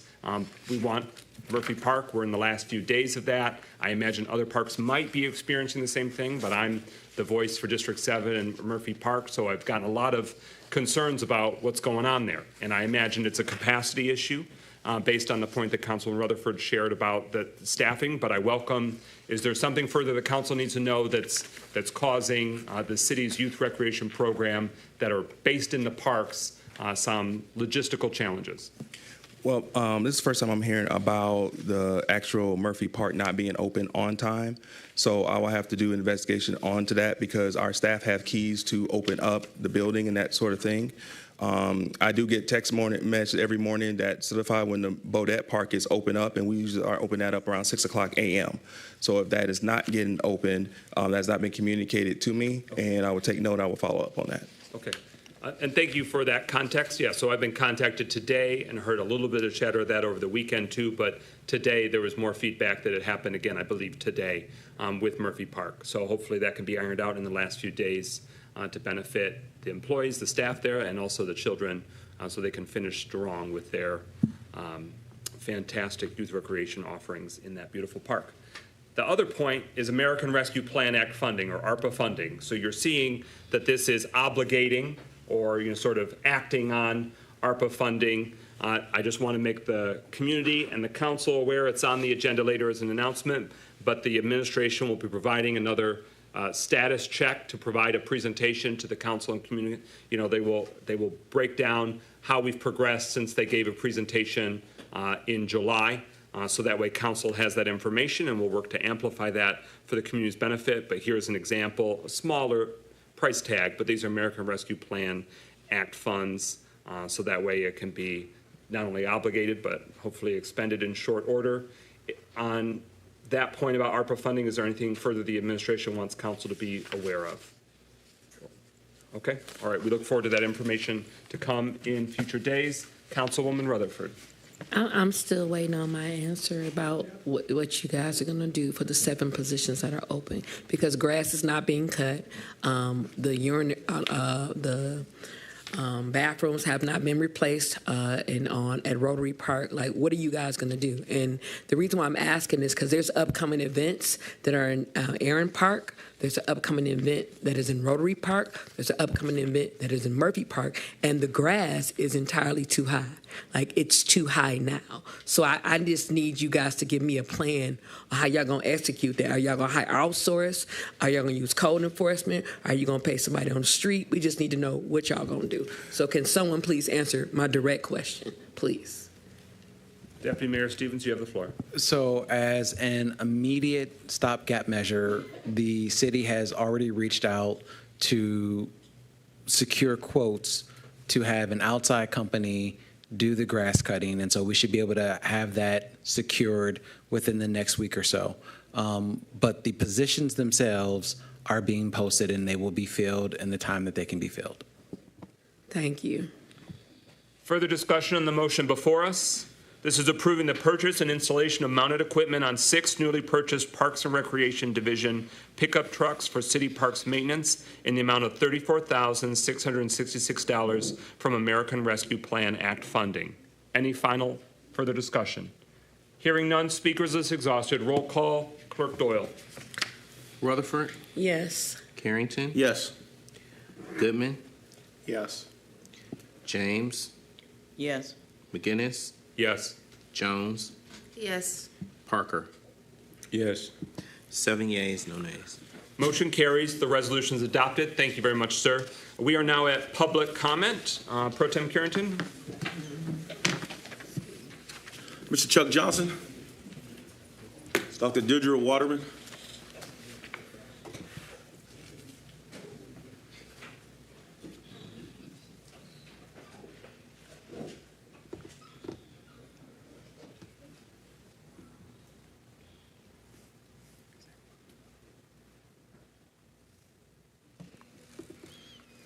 Congratulations to our new District 2 councilperson, Mona Jones. I'll have the pleasure to meet you more in the future as you serve this position that we have long been vacant for somebody to functionally serve that position representation. But I hope, as I stated earlier, that you will also, and you seem very capable, will also not be silent when you see obvious injustices done to the citizens. The ARPA money is all messed up. I hope you will also make sure that District 2 residents, we have the highest percentage of homeowners in the city, in District 2, but yet so few, if any, because they won't announce them, have gotten small owners grants for repairs under the ARPA programs, money that I brought in that was supposed to benefit so many of our homeowners. So District 2 has been bereft of those. I hope also, as they talk about the Youth Rec Center, that you will not be silent as you see the switch and bait that's going on from this mayor who has promised, when he closed down the youth center before that we brought in, he closed and said he would bring a better state-of-the-art youth center for our youth and been waiting for that. So I hope you won't let him switch and bait and not do what he has promised, and I hope you won't be silent. So those are the kinds of things I would challenge, and also I brought to attention that the reason so many of our retirees have been waiting for 3 years to get their requested pension, and as the mayor came to one meeting and explained it very deceptively, that it was held up because of the judge, and those of us who know about this whole situation knew that the judge wasn't holding up. It was he, as other people have come to testify. So those are the kinds of things that I will challenge, and I'm not silent to that. I will bring that to people's attention because I want to act in the best interest of the citizens of Pontiac, and I hope you will too.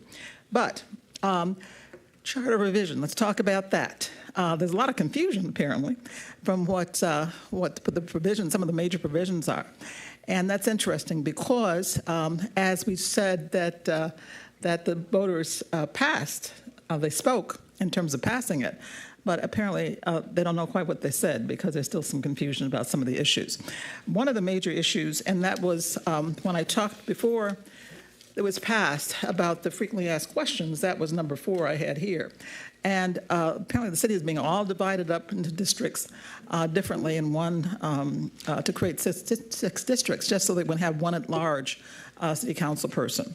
So, but yet that city council person isn't going to be the full-time paid person because the city council apparently still elects the city council. So why do you have all that trouble to redivide the city if you create a position in which they aren't going to have any more powers than they had than just ordinary? So those are the kinds of questions that had come up before, and we hope those will be settled so we can proceed as a city. Thank you. Thank you. Mr. Robert Bass, Mr. Carlton Jones on deck.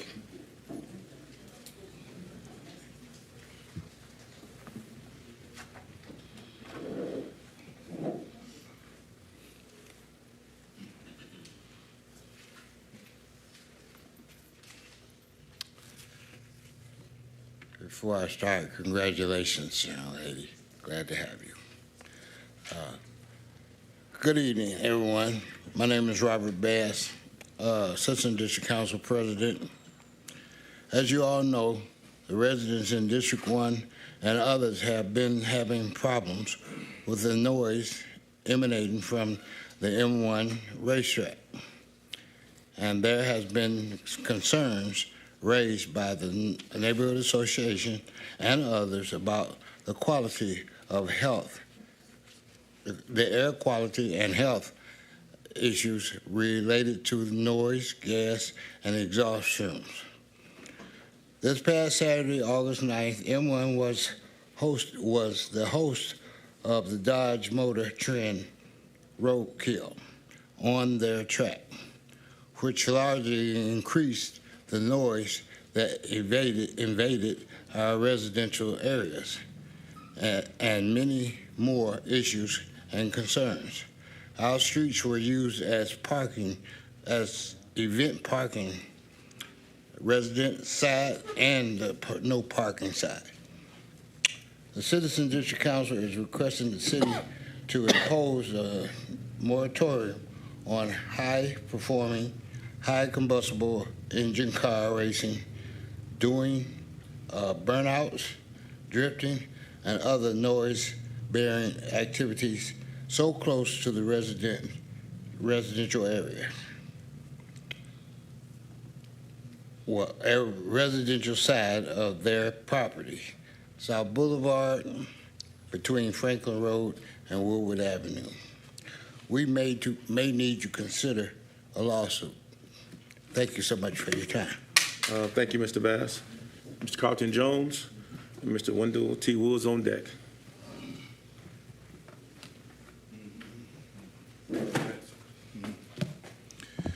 Good evening.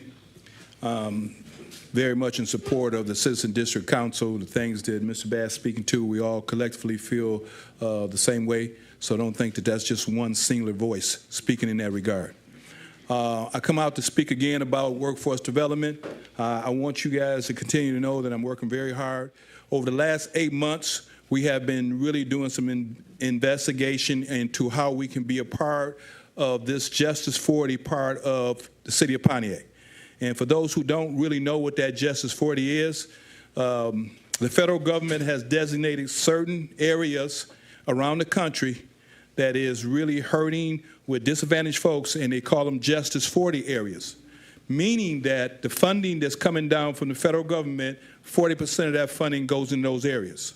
So we're working real hard in the area of clean energy and also what you call environmental justice. We're going to be rolling out some things real soon where we can try to have the people in Pontiac be on the front end of these opportunities. So TDC is not an entity itself that does the work, but it's a collective group of people here in the city of Pontiac who want to address workforce development. And so we're going to be pushing real hard to see how we can truly uplift the people in Pontiac by increasing their income. They go through a process of getting credentialized. The credentialization is allowing people, it's been statistically shown, you increase your credentials, you can increase your opportunity for valued employment and also into career tracks. And so we're hoping that the whole city can get behind. I've had several people wonder what's happening.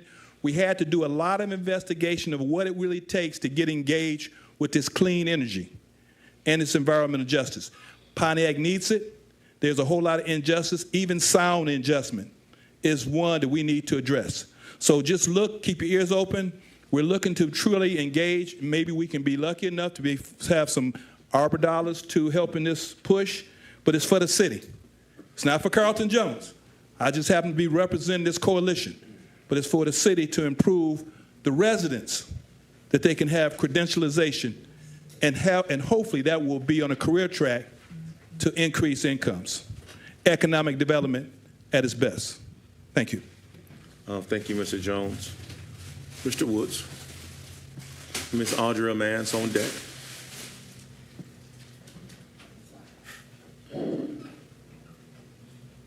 I'll start it when you start. Good evening, everybody. My name is Wendell Woods. My grandmother, Mary Woods, came here in 1920.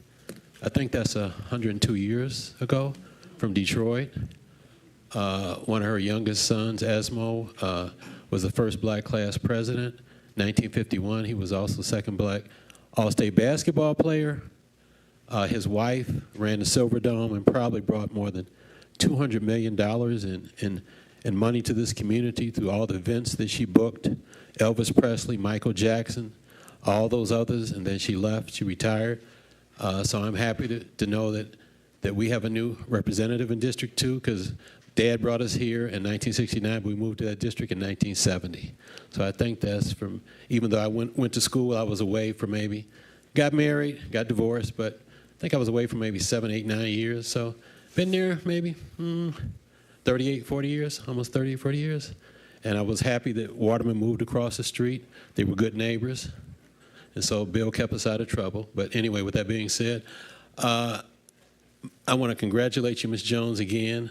I think you will be up to the challenge of accountability, transparency, due diligence, productivity, and getting it done for the citizens.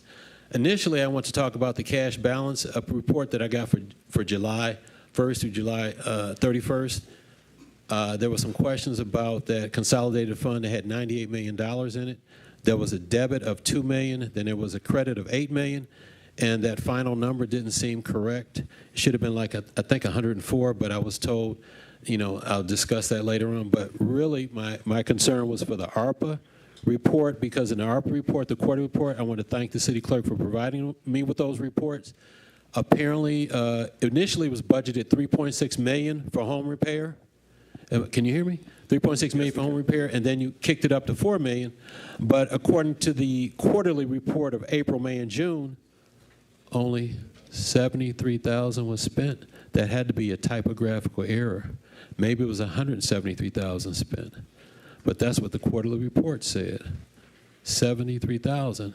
It should have been $173,000 spent.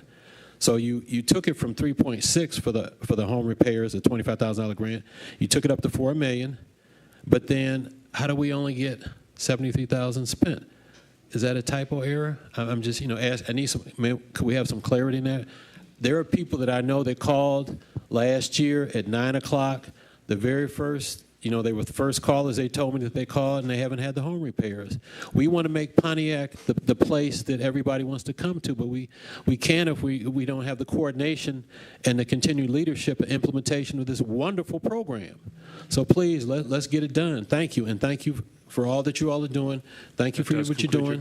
And keep up the good work, City Clerk. Thank you for all the reports, the ARPA reports. Thank you. That does conclude your time. Oh, thank you, sir. Ms. Audrey Mans and Ms. Rosalind Norcross on deck. Rosalind Norcross. Good evening, everybody. I heard Mike mention something about people are suing Pontiac. I'd like to be on that list. Okay, because every time I turn around, my peace is being disturbed. There's always something being approved or something being ignored. I don't know what kind of control M1 has over this city, the council, or whoever is in charge of approving things for them, but all money ain't good money. I don't know what's going on.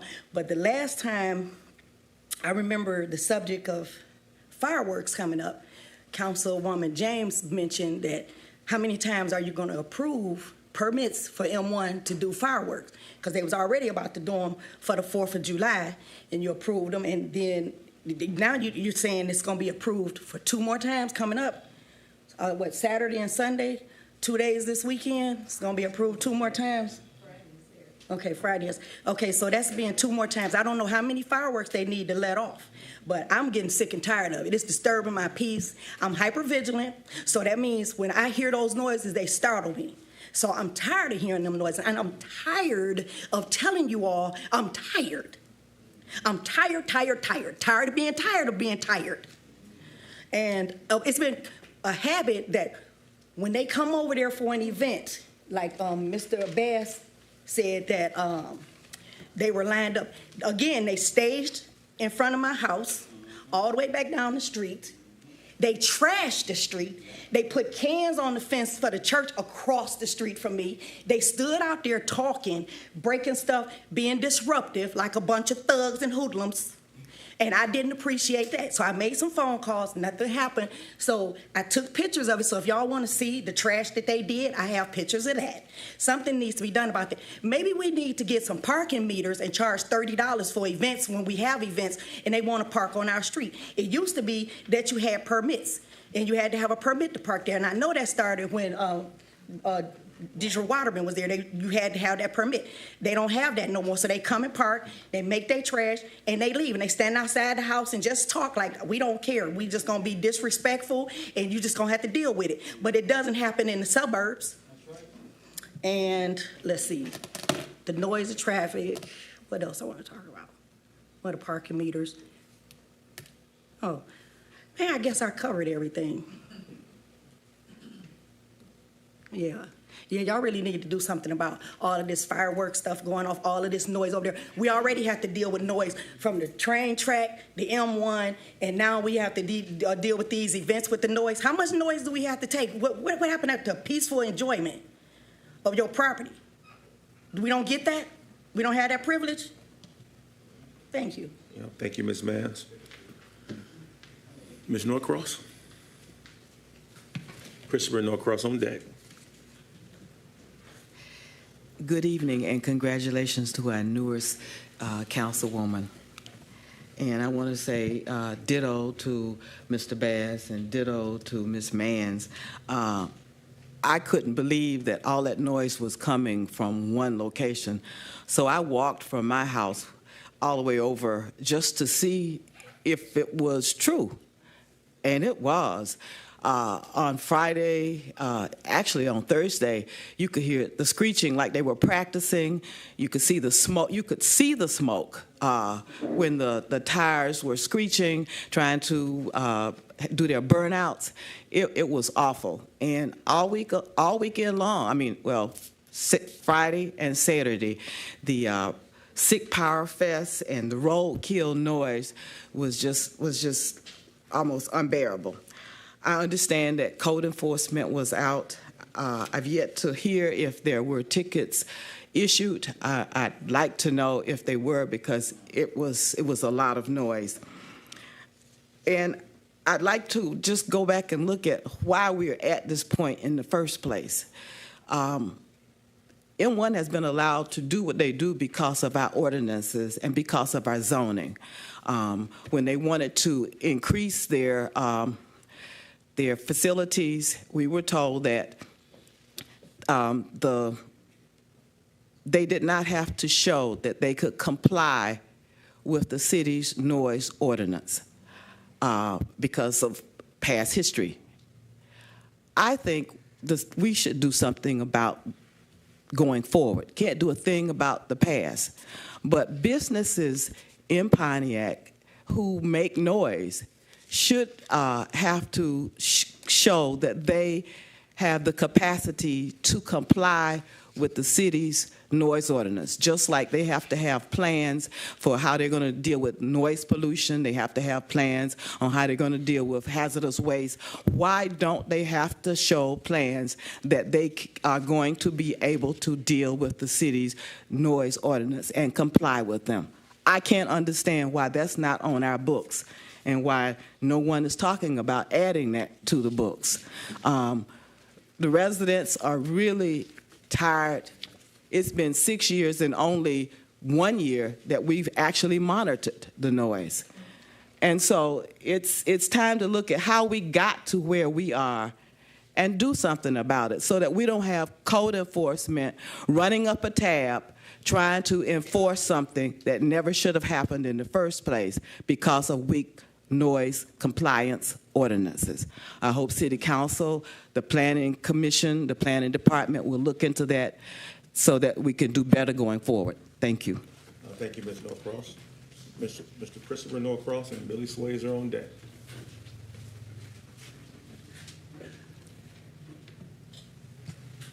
Good evening.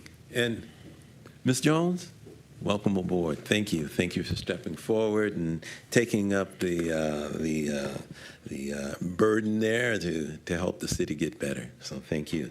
I trust that tickets were issued to M1 concerning the noise that emanated from M1 last Saturday, August 10th, and that these tickets were given to the management of M1. This noise was outrageously loud and unhealthy. You know, the EPA, the Environmental Protection Agency of the federal government, links noise pollution to hearing loss, high blood pressure, and other concerns.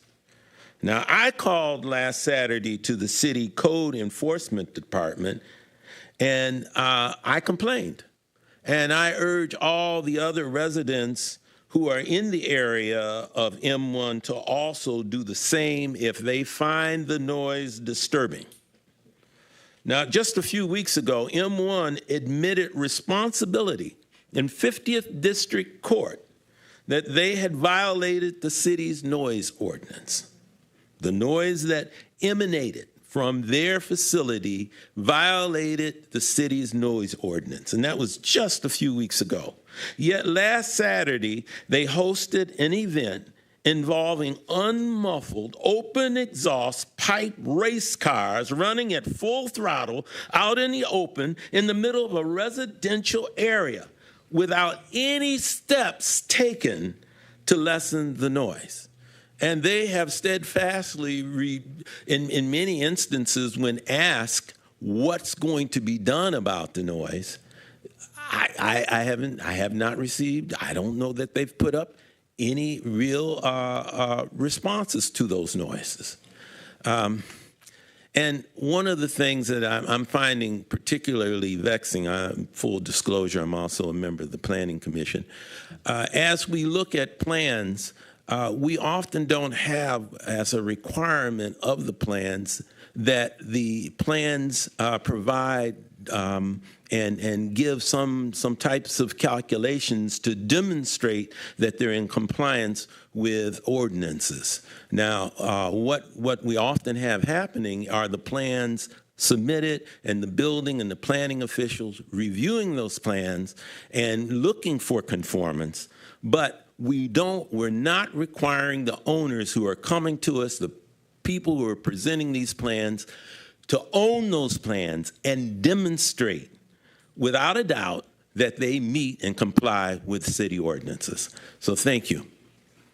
Thank you, Mr. Norcross. Thank you, Mr. Norcross. Ms. Billy Swazer, Chris Jackson on deck. Hello, I'm Billy Swazer. I live on Marchbank Drive in Pontiac. I want to just call, I hope the lady that helped me last week at the Pontiac Public Library are listening to this. There was a meeting downstairs at the library, and so I needed to give some books away. I had books at the Waterford Library, and then you could just take that in because that's the second Saturday of the month. They take it from 10 to 1. And I took those in and gave that to them. And then I said, let me take some books, because my daughter says, we from Pontiac, let's take some books to Pontiac. So I went to the Pontiac Public Library, but it was a little heavy for me. So this lady helped me bring the books into the library, and I didn't know if they could take them or not. But these were hardback children's books, because my kids lived in Rochester, and, you know, in order to teach kids to read, they read to you. So my grandson was little at that time, and he had to read the same amount of time we're going to look at those cartoons. That's the amount of time you're going to read to me. And if you listen to somebody read to you, they can't skip and go to a different story, because the stories are generally go one after another. So my grandson read to me the length of time that we were going to watch the cartoon. And I took those books down to the library, and the library said that they were glad to have children's books. So if you had some hardcover children's books, would you please take them down to the library and give them to them? They will take them. I don't know what their times are, but they took them on Saturday. Thank you. Thank you. Mr. Chris Jackson and Marcus Bowman on deck.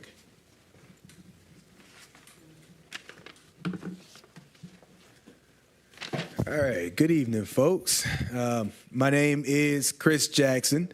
I am here, I'm always in the capacity of Executive Director for the Michigan Legislative Black Caucus, and in the coming weeks I will have some more information on how the caucus is doing things on behalf of communities like Pontiac. But today, I'm here representing the Pontiac Pharaohs, your Pontiac Pharaohs minor league professional basketball team. I am the team market owner, also the president for the team. Until today, we were a part of the TBL, the Basketball League, which consists of 36 teams across the country. We've had some success since we moved to Pontiac from Lansing. Folks like Khalil Gracie, homegrown, won Sixth Man of the Year for the entire league. We have a couple of guys that are in China and in Mexico starting tomorrow. But we are moving to a more competitive league called the Basketball Super League. This league has less teams, but is expanding primarily in Canada and is looking to be a premier North American league to compete with leagues like the G League eventually.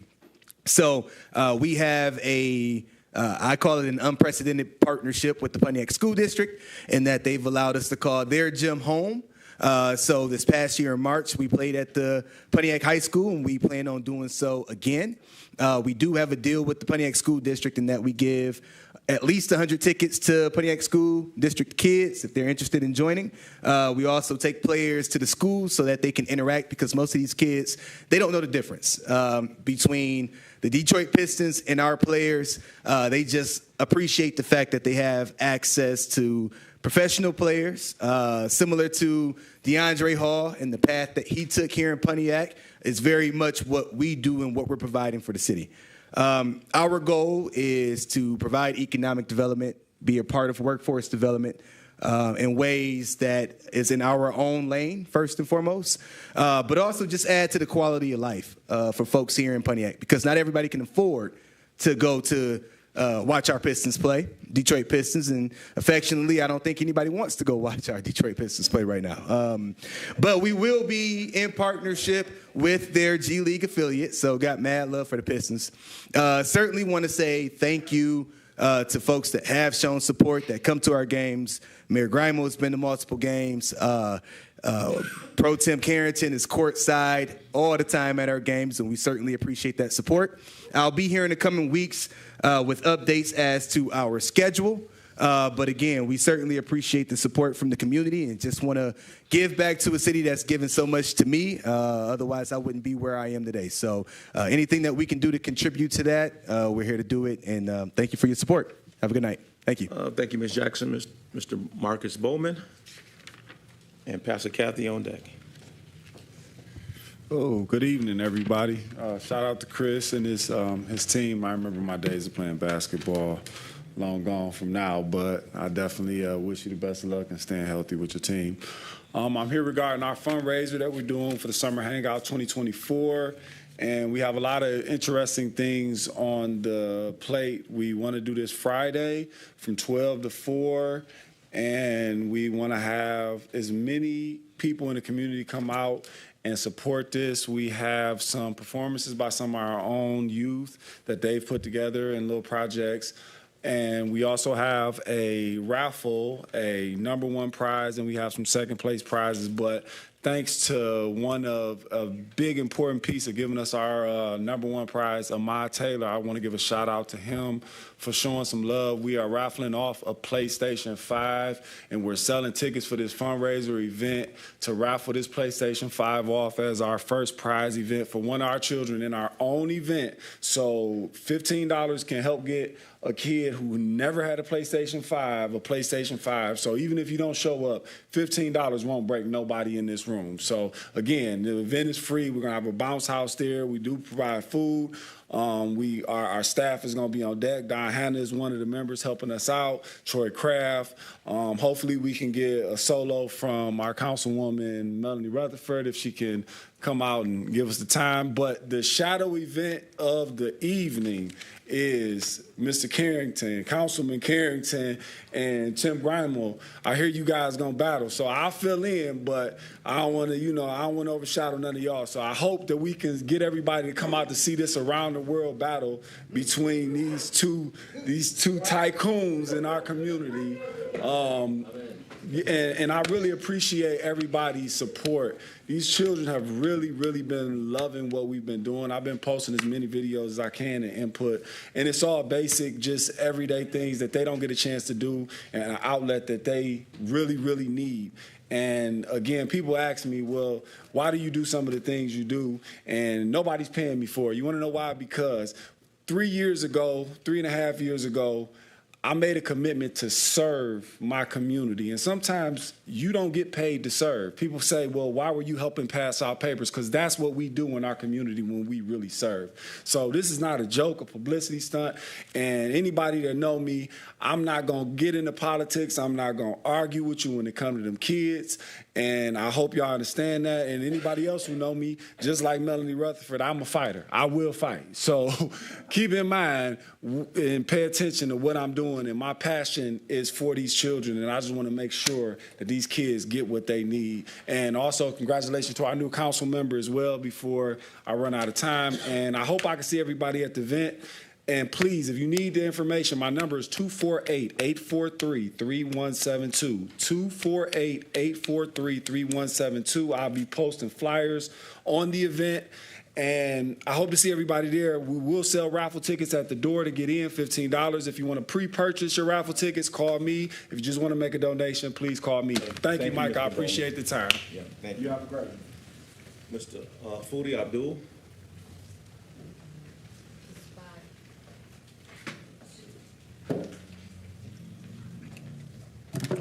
Good evening. I'm not good at doing this, but I have to address the situation I'm in. I think it's not fair for the taxpayers of Pontiac to be paying for legal fees for a mistake made by the city. They would rather spend the taxpayers' money on attorneys than they fix the mistake and take accountability for what they've done. I've met with investors in the past. I've asked them why they don't invest in the city of Pontiac.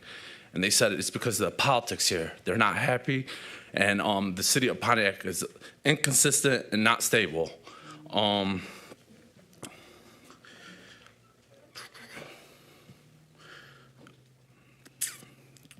I fought today as a victim. I did everything that I'm supposed to do just to get the end of the stick. I have no other choice but at this point to sue the city of Pontiac. And I'm like, I hate doing this. I hate coming here. I hate having to address this type of situation where I do the right thing. I apply for a permit, get the permit approved. It sits in the mayor's office for 9 weeks. 9 weeks. The attorney reviews it, comes back, says you're approved. Then I have to go and start on a project, get 80% done. 80% done. And then the city to come back and say, oh, well, we have to take your permit away because I don't know why, but we have to take your permit away, and you are responsible for the fees. You're responsible for everything between the construction part. You have to take everything out. We're not going to reimburse you. I don't think it's fair. I don't think it's right. You're leaving me without any other option but to sue. I've hired already a PR term. I'm going to hire a lot more. And I'm coming. And I just want you to know that I'm coming. And when I come, it's not going to be nice, right? Because like what the city of Pontiac did. I mean, any time I address this administration regarding doing community work, it gets dismissed. Why? But when it's time to run for office, everybody, it's time to run for office, you know, there's a lot of false promises. False promises that doesn't ever follow through. At this point, I'm really, really frustrated with this administration. And I'm telling you, like, at some point, we need to have some sort of dialogue with business owners to make sure that things like this don't happen. How does a permit sit with somebody for 9 weeks just to come back and say, oh, we have to take your permit away after the project is done 80%? This is ridiculous, pathetic. And I'm coming. All right, thank you, sir. Pastor Kathy.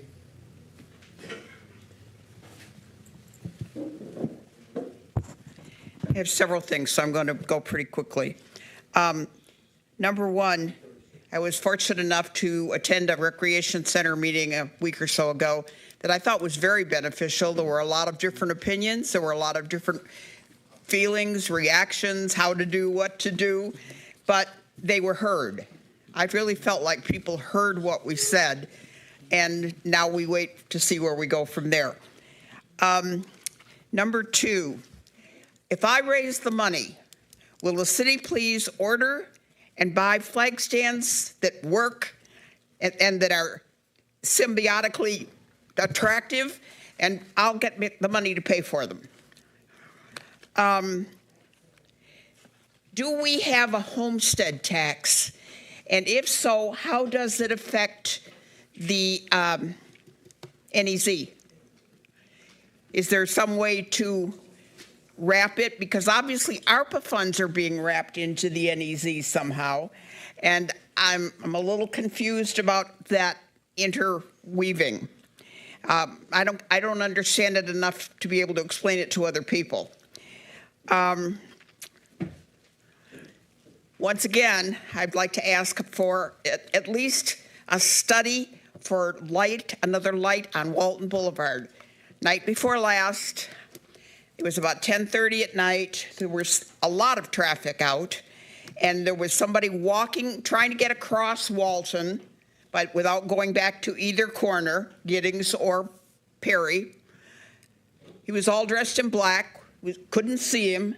Three of us barely missed him and then barely missed each other in our trying to get around him in the dark. It happens all the time there. There's people coming out of the driveways across the street, down the street, out of the shopping center. There's 6 driveways in a quarter of a mile that are all public driveways. And somebody is going to get killed. I don't know how he avoided it the other night. It just wasn't his turn. The people that have already applied for the money for the rebuilding of their homes, what's the word I'm groping for? Thank you. They haven't received any money yet. Are they eligible under the NEZ? I mean, there's a lot of unanswered questions here with this that I think we need to know more about.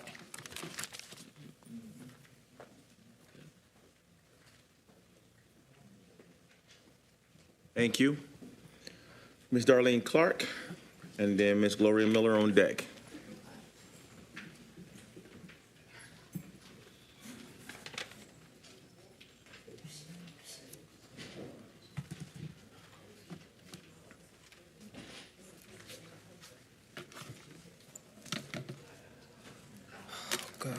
Good afternoon once again.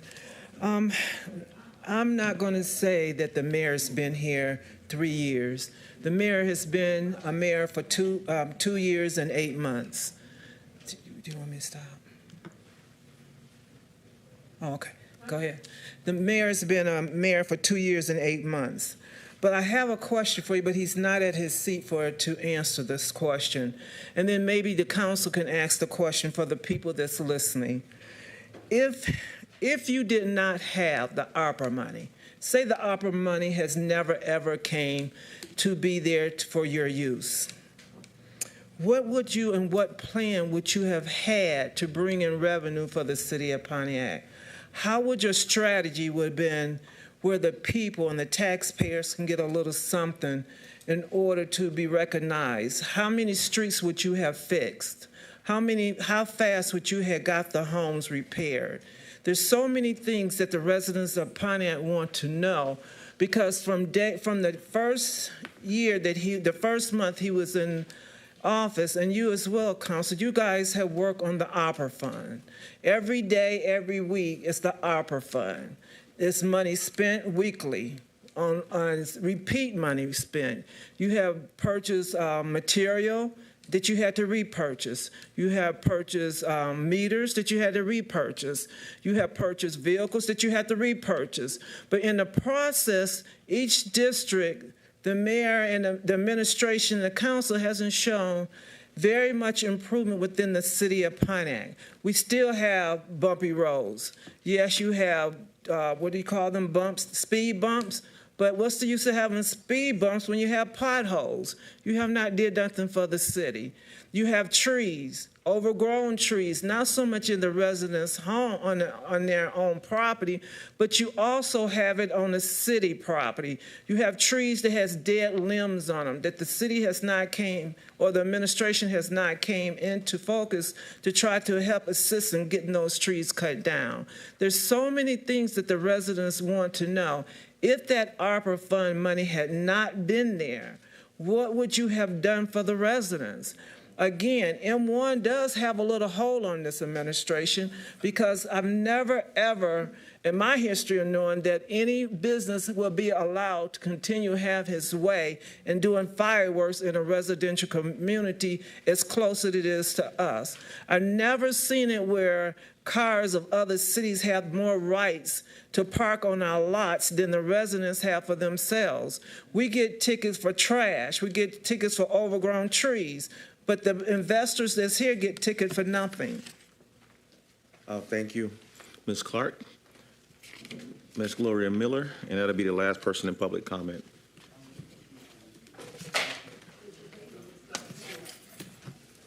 I got a lot to cover in 3 minutes. I'm going to try to hit it all. I'm going to first start with, I didn't come down last Thursday because actually, if I came down, I might have got in trouble, so I had to calm down. So I decided to come this Tuesday. You know, one thing about me, I come to this podium, we all got different opinions in here, but I never bring up anybody's name because you know what? It can get ugly. You know, you got your opinion, I got my opinion. So here I go. Okay. And this is my saying. Carmela tell it to my face. I said, call my name. You talk about me up here, call my name. You too, Mayor, call my name. Because I'm calling your name. I said, Mr. Mayor. Whatever I say down here, I mean what I said, and I said what I mean. And with that being said, there was something said 2 weeks ago about the silly season. Well, damn, I've been coming for 2 years and 8 months. Silly. Okay, and unlike they didn't call my name, and if I'm wrong, I apologize, but I don't believe I am. It was Gil Garrett and Marcus Bowman. Let's get along with the mayor. Let's do da-da-da-da-da. You do you. Gloria do Gloria. I know what I see. I've been in this crap for 20-some years. I know everybody in here. I know the game. I know everything. You kiss butt if you want to. Gloria don't do that. She works for the residents. I know what I see in this city. So if you want to come down and say lolly-da, I ride it every day because I ain't got nothing else to do. And, sir, you know, that's the question I want to, it's amazing that you brought it up. And I want to ask the question in the mayor or in the council. I believe it's been alleged there's an investigation going on in the city of Pontiac for corruption, election fraud. See, my people tell me this stuff in the street, and they say, why don't nobody mention this? This is out there. Order in the court. This is out there. So, Pontiac, pay attention. Order in the chamber is not the court. Pay attention. So, with that being said, I want to say this. Also, I want to talk about GERS. I've never been a person to brag about what I do. Ms. Jones, I'm passionate. But I love my people. The ones that know me, I'll fight neck and tooth for them because of injustices. And I want to get this out real fast. Councilwoman Rutherford is not there. The reason GERS members that you getting anything is because of Gloria Miller and perhaps maybe Darlene, because I pushed for 2 years to make. This mayor been in office 2 years. He promised that when he was running. Broken promises. You talking about broken promises for that man? Oh, I can tell you a story or two. With that being said, I was the one that put it on the table for you to get the retro. I was the one. Went in the hall with Ms. Rutherford. We worked out a deal out there. She said that the council wouldn't do it. I said, we're not taking it without the retro. She brought it before her colleagues. They passed it. But I never told that, but I'm telling that tonight. So I'm not coming down here to start trouble. I want these people to get their money. Every time I go to a GERS meeting, 2 people had died. Pearl Barefoot. I used to work with her. I can't think of the councilman's name. Listen, Pontiac, investigation. This is what has been alleged. Corruption and election fraud. It's going on in this city. The residents have to know about it. That does conclude your time. Thank you, Ms. Miller. That concludes public comment. President McGinnis. Excuse me. Yes, ma'am, you didn't sign up for public comment. I came in late and I didn't know where to sign up at. Okay. Well, if you came in late, usually you got to sign up before 6 p.m. before a meeting. Oh, I don't get off work till 6. Okay, or you can email the clerk office, or you can email your council person, and they'll put you on the list. Okay? No, but I'll take that. All right, thank you. All right. Pro Tem, thank you, sir. We're now at subcommittee reports. So there are 7 subcommittees of the City Council. Each council member chairs one and sits on 2 others. Obviously, we now have a new City Councilwoman representing District 2. So following tonight, council leadership will reassess and perhaps reorganize the council subcommittees, and we'll report and communicate that out to the public should that happen. But with that, the subcommittees and their leadership for monthly oral updates, I give the floor to Councilman Goodman, who leads communications, engagement, and operations. Thank you, Council President. So for those of you who have been paying attention tonight, as you know, a good portion of what my committee handles is not just communications, engagement, operations, but operations being things that happen internally in council, being also this appointment process. So the committee that I chair, along with Council President Pro Tem, deliberated on the process and going through all the rankings and so on and so forth to make sure that we could give a recommendation to council. Coming up soon, as also related to operations, we will need to be addressing the fact that the charter has passed, which means that we have to update our meeting schedule a bit, which is, again, a very internal thing to council. So updating that because we now no longer meet every single week. But separate of just those operations things, communications has been continuing to send out things. I know many of you have received your quarterly newsletter. Communications has been providing support to planning, DPW, and parks for all the presentations and meetings and so on and so forth, as well as planning for the Dream Cruise, the Music in the Park series that many people have participated in. Cable has been doing, well, what cable does best, providing video support, recording, improving the live stream capabilities, not only for City Hall, but for also all the events that we have out in the community. And then last but not least, there has been some IT updates, like new election laptops being purchased for our clerk's office and our people working our elections, a refresh for computers in City Hall, as well as some equipment installation at some much-needed sites that are not directly at City Hall to make sure that we, as the city and as your government, are doing the best that we can to meet your needs. So that is the update from CEO. Thank you. Next, in alphabetical order, is Economic Development, Housing, and Planning. We held our subcommittee meeting on August 5th. The next subcommittee meeting, due to the Labor Day holiday, will be the second Monday in September. Second Monday of September, which should be September 9th. That is when Economic Development, Housing, and Planning will meet that Monday at 9 a.m. in the council conference room. But this month's subcommittee delved into these updates. Reviewed the neighborhood enterprise zone process and establishment, which you saw some of that latest action tonight.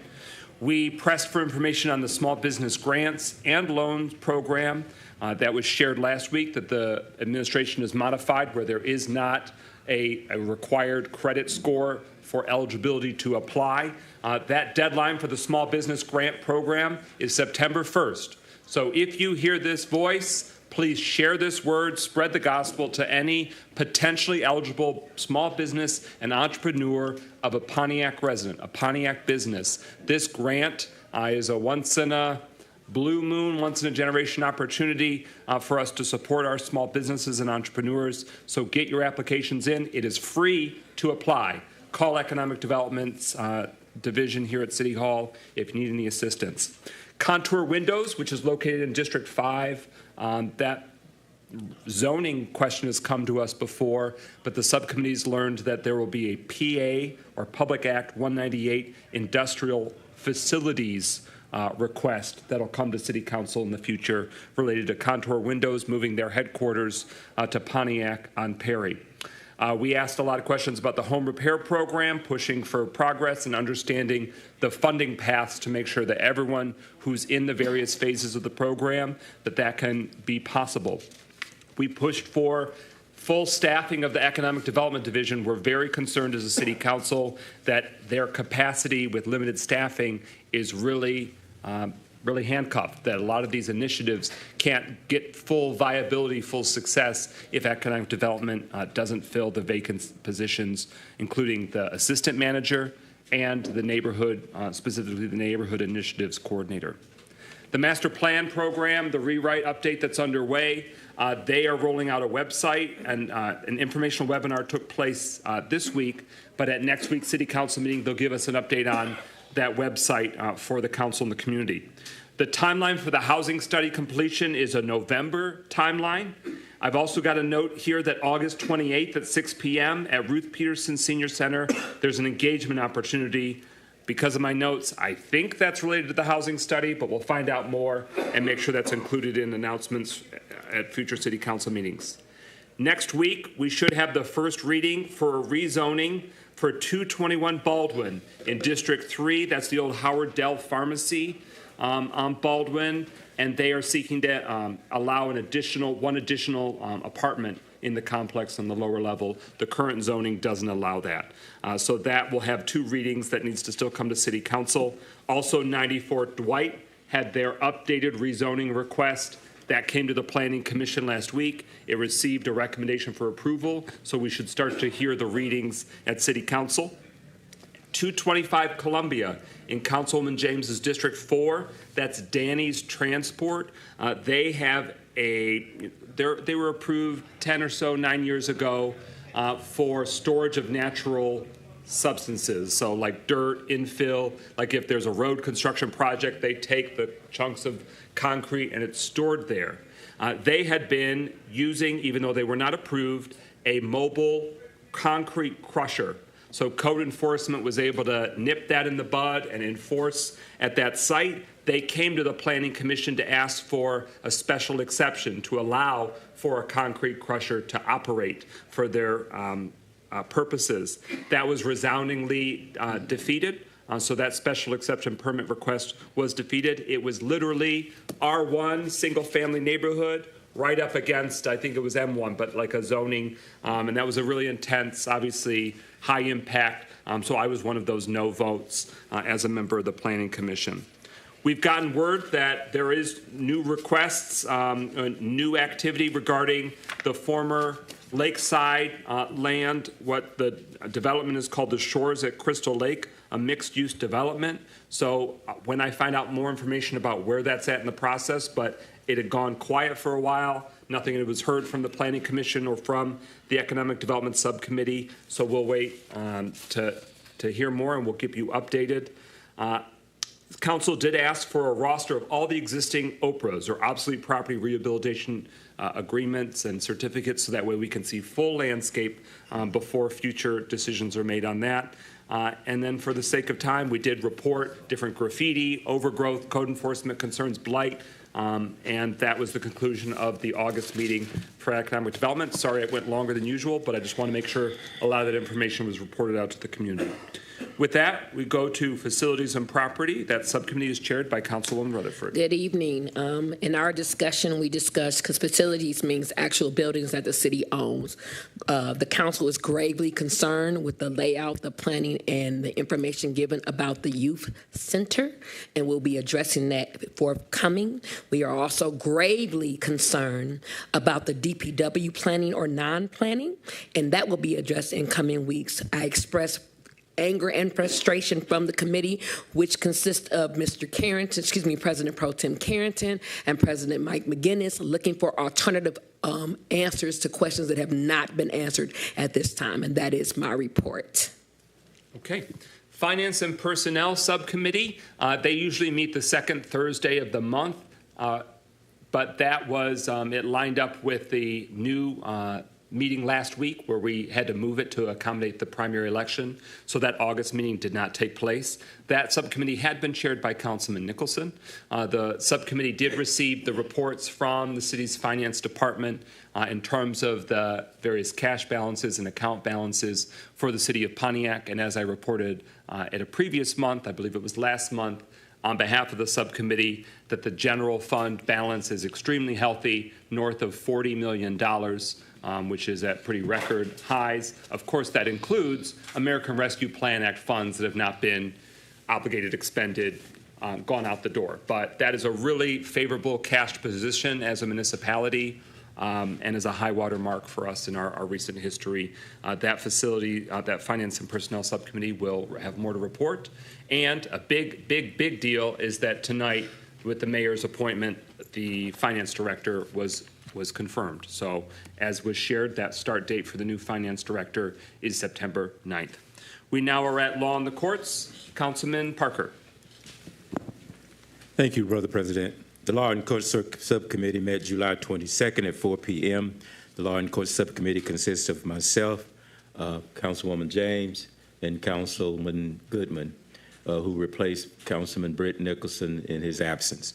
As we talked, we did the 50th District Court update, which is as follows. The HVAC has been repaired. The camera and Wi-Fi is being worked on, although there are some issues with finding a camera installer for that building. The computers are not currently a problem. The MIDC and the attorney's report will be due in October. They've lost a number of employees. They lost a chief probation officer. They've lost at least 4 employees since the last meeting in May. One of the deputy court admin persons has retired. They've lost 2 to 3 clerks. And looking into trying, because of the difficulty in filling those positions, they're looking at if they can run a hybrid system in order to retain some of the employees. That would mean that they could do some here, be present some for some of the meetings, and do some virtual meetings to make sure that they have people in place. The eviction judge may not work past this year, so that's going to cause an issue coming in the near future. There are also, well, it was mentioned that statewide, there are statewide issues with staffing of various positions within the court. They are currently doing interviews for a magistrate. MIDC is working well and doing very well with their processes, and they will be presenting a need for a new magistrate position, and they will report periodically on their staffing issues at our coming meetings. As we talk about the DPW, which is also a part of we get reports from DPW at our meeting as well. The sweepers are operational, and we talked about how long it takes to complete the entire city, and we're going to get a report on that and how often they go back to various areas within the city. For code enforcement, from January through June, they did 10,588 code enforcement inspections, 4,370 rental inspections, 532 court appearances, 61 defaults, 27 abatements, court-ordered abatements. In regards to just in May alone, they had 3,200 grass violations, 700 that was cut by an outside contractor.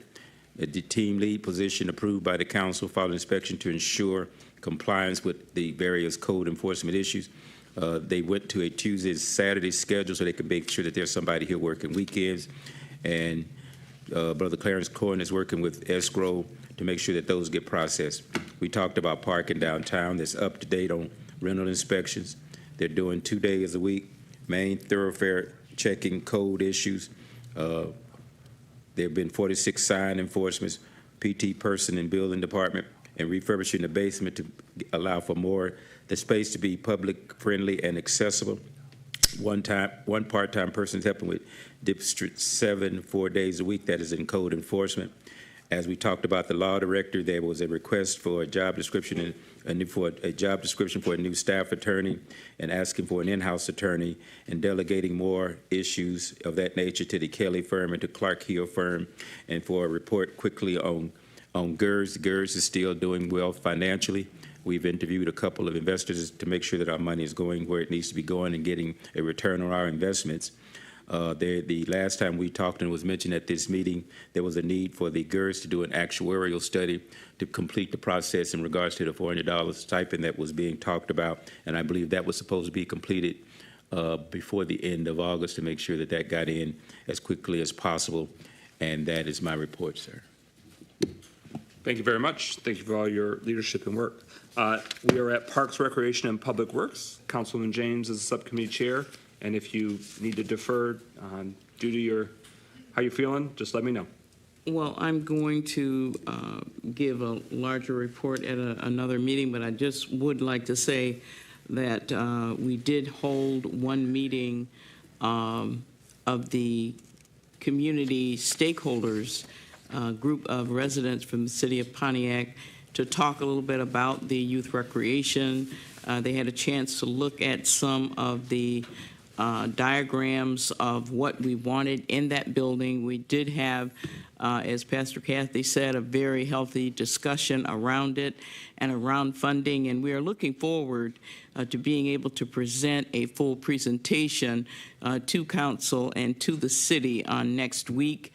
That is tentatively scheduled for August the 20th to have the presentation, and then the following week, which would be August the 27th, we hope to be able to finally make a decision on one of the biggest commitments that we have made to the residents of the city, that we would give them a state-of-the-art youth recreation center. So looking forward to those two dates. Again, next week we will be making that presentation to the city, and again on the 27th, City Council will be making that final decision. So that's my report for tonight.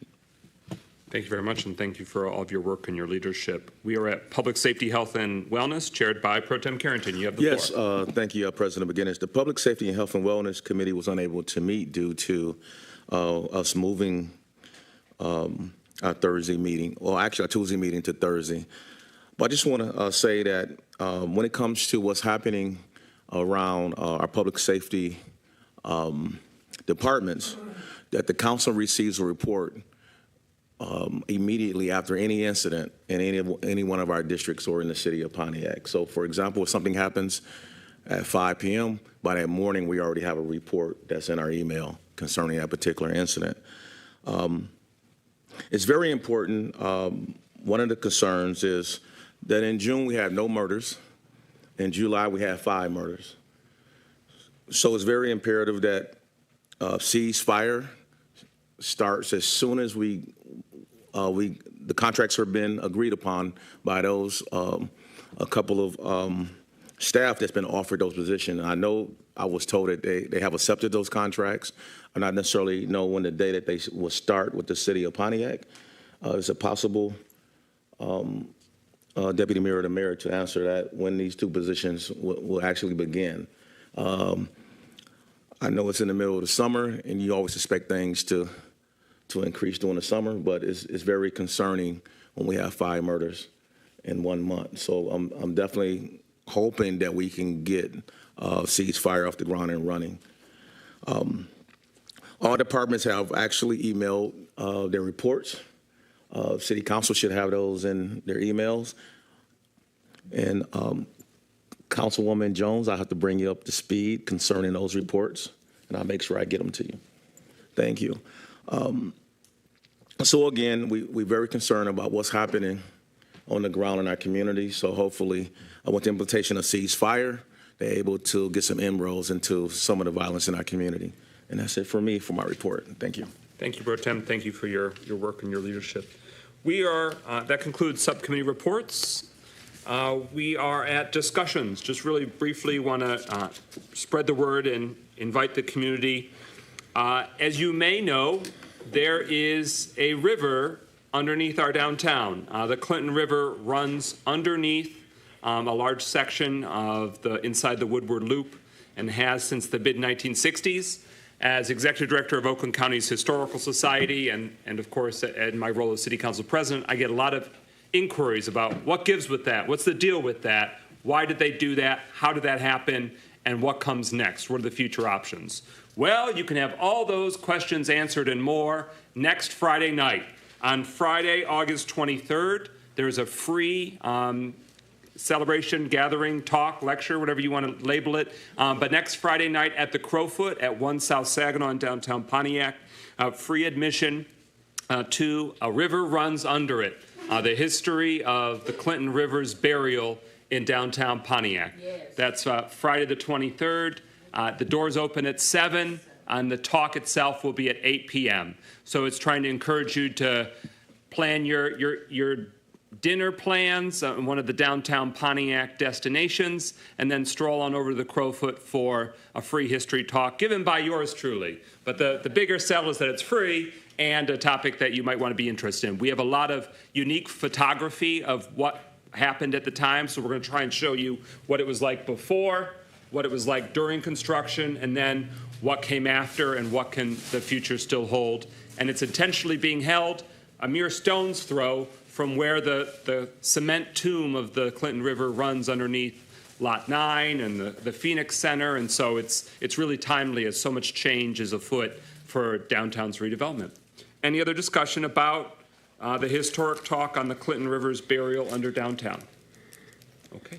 With that, the next discussion item, Councilwoman Melanie Rutherford and colleagues here hosting a community peace rally on Saturday, August 31st at Rotary Park. Councilwoman Rutherford. Good evening, everyone. When I say that I am excited about this peace rally, I'm absolutely excited. Let me tell you why. We are offering our 5th annual peace rally extravaganza. This is the second year it's been in Pontiac. It's in conjunction with RBL Resurrection Back to Life, along with my colleagues, Councilman Parker, Councilman Mikhail Goodman, and President Pro Tem Carrington and President McGinnis. It's all about making sure we give out the real community resources and we know where to go. So you're like, what does that mean? We will have over 25 people who are actually going to be offering jobs and actually resources for us. To name a few will be Haven, Henry Ford Hospital, Pontiac General Hospital.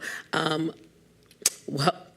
me get my list. I want to read it right. I'm getting nervous because I'm excited. Got to tell you the rest of the part. Haven, McLaren, CEO, DTE, they got jobs. Walton, Lighthouse, Michigan Works, Common Ground, CCRT. A lot of people don't even know what CCRT, and that's the Catholic Social Response Team. And what they do is they help us with community resources. When you have individuals who can't pay their lights and gas, and sometimes they need help with their rent, they're going to be there as well. We're going to have food box giveaway, school backpack giveaway. And I wanted to show you some examples of the school backpacks we're actually giving away. These are some of them, and they'll be full with actual brand new school supplies. I want to give a shout out to one of our sponsors at 1536 North Telegraph. I've already collected 450 backpacks and counting. My goal was to give out 1,000 backpacks, no questions asked. We have over 150 uniforms that will be given out brand new, nothing used, because if you know me, I don't wear nothing used, and I don't want anybody else to get nothing used either. But the best part is we just recently added Dump a Politician. You like, what is Dump a Politician? Well, people are always complaining, right? They have frustrated. So I have volunteered myself to be in a water dump tank. And you get to throw, yes, honey, you get all that frustration you have, you can take it out on me. You get to throw balls at the water dump tank and say, you know what, this is for you made me mad 3 years ago. Boom, and take it out. So I'm asking individuals who want to come on and participate, like Deputy Stevens, Mayor Tim Grimel, President McGinnis, and the rest of the crew, to come on and be in the dump tank, because they can't fight us, they might as well throw us in the water. So it's going to be peaceful, it's a rally, it's going to be a comedy show, and then right after that we have our summer bash in conjunction with the Pontiac Youth Rec Department. It's going to be at Rotary Park in the best district that I've ever known, District 1, from 11 to 5 and then 5 to 10. So please come dump me. You got to pay $5 though. We need it all for charity, $5. So you get $5 a ball. And then you get to dump people. It's a peace rally. We have a good time and you all can participate. Anybody got any questions? Thank you. I can't wait. I know. It's a lot of y'all who want to throw at it's okay. It's all right. It's okay. Any further discussion? Everybody is invited. Come throw a ball. All right, and that's August 31st. So 11 to 1? No, 11 to 5. Oh, 11 to 5 is the piece. Because I got to sing first, and then I got to get in the dump tank. Okay. And then y'all get the, Rotary Park, in the best district ever, District 1. And please make sure there's no questions asked. I want to say this because some people be thinking people are judging them. In my events, there's no questions asked about the backpacks. You just come get it. Now, you can't get 25 of them. You can get like 3 or 4 because, sometimes people be trying to get 25. So we can't do all that. And that's what we do. But the dump tank is $5. Thank you. All right. Hearing no further discussion? Okay. We are now at number 15 on the agenda, a resolution to proceed in closed session for a legal update on material exempts from discussion or disclosure by state or federal statute in accordance with MCL 15.268, subsection 1, subsection H. Is there a motion to adopt the resolution? So moved. Is there a second? Was that Councilman Parker? Okay. Moved by Councilman Rutherford, seconded by Councilman Parker. This is to move into closed session so that way we can discuss those matters that are eligible under the Michigan Open Meetings Act. So any discussion or clarification? Once we go into closed session, conduct that, We will then come out and vote and document the time when we come out of closed session and continue the balance of the meeting, which has basically communications, closing comments, and adjournment. You are welcome to stay. You're not required to stay.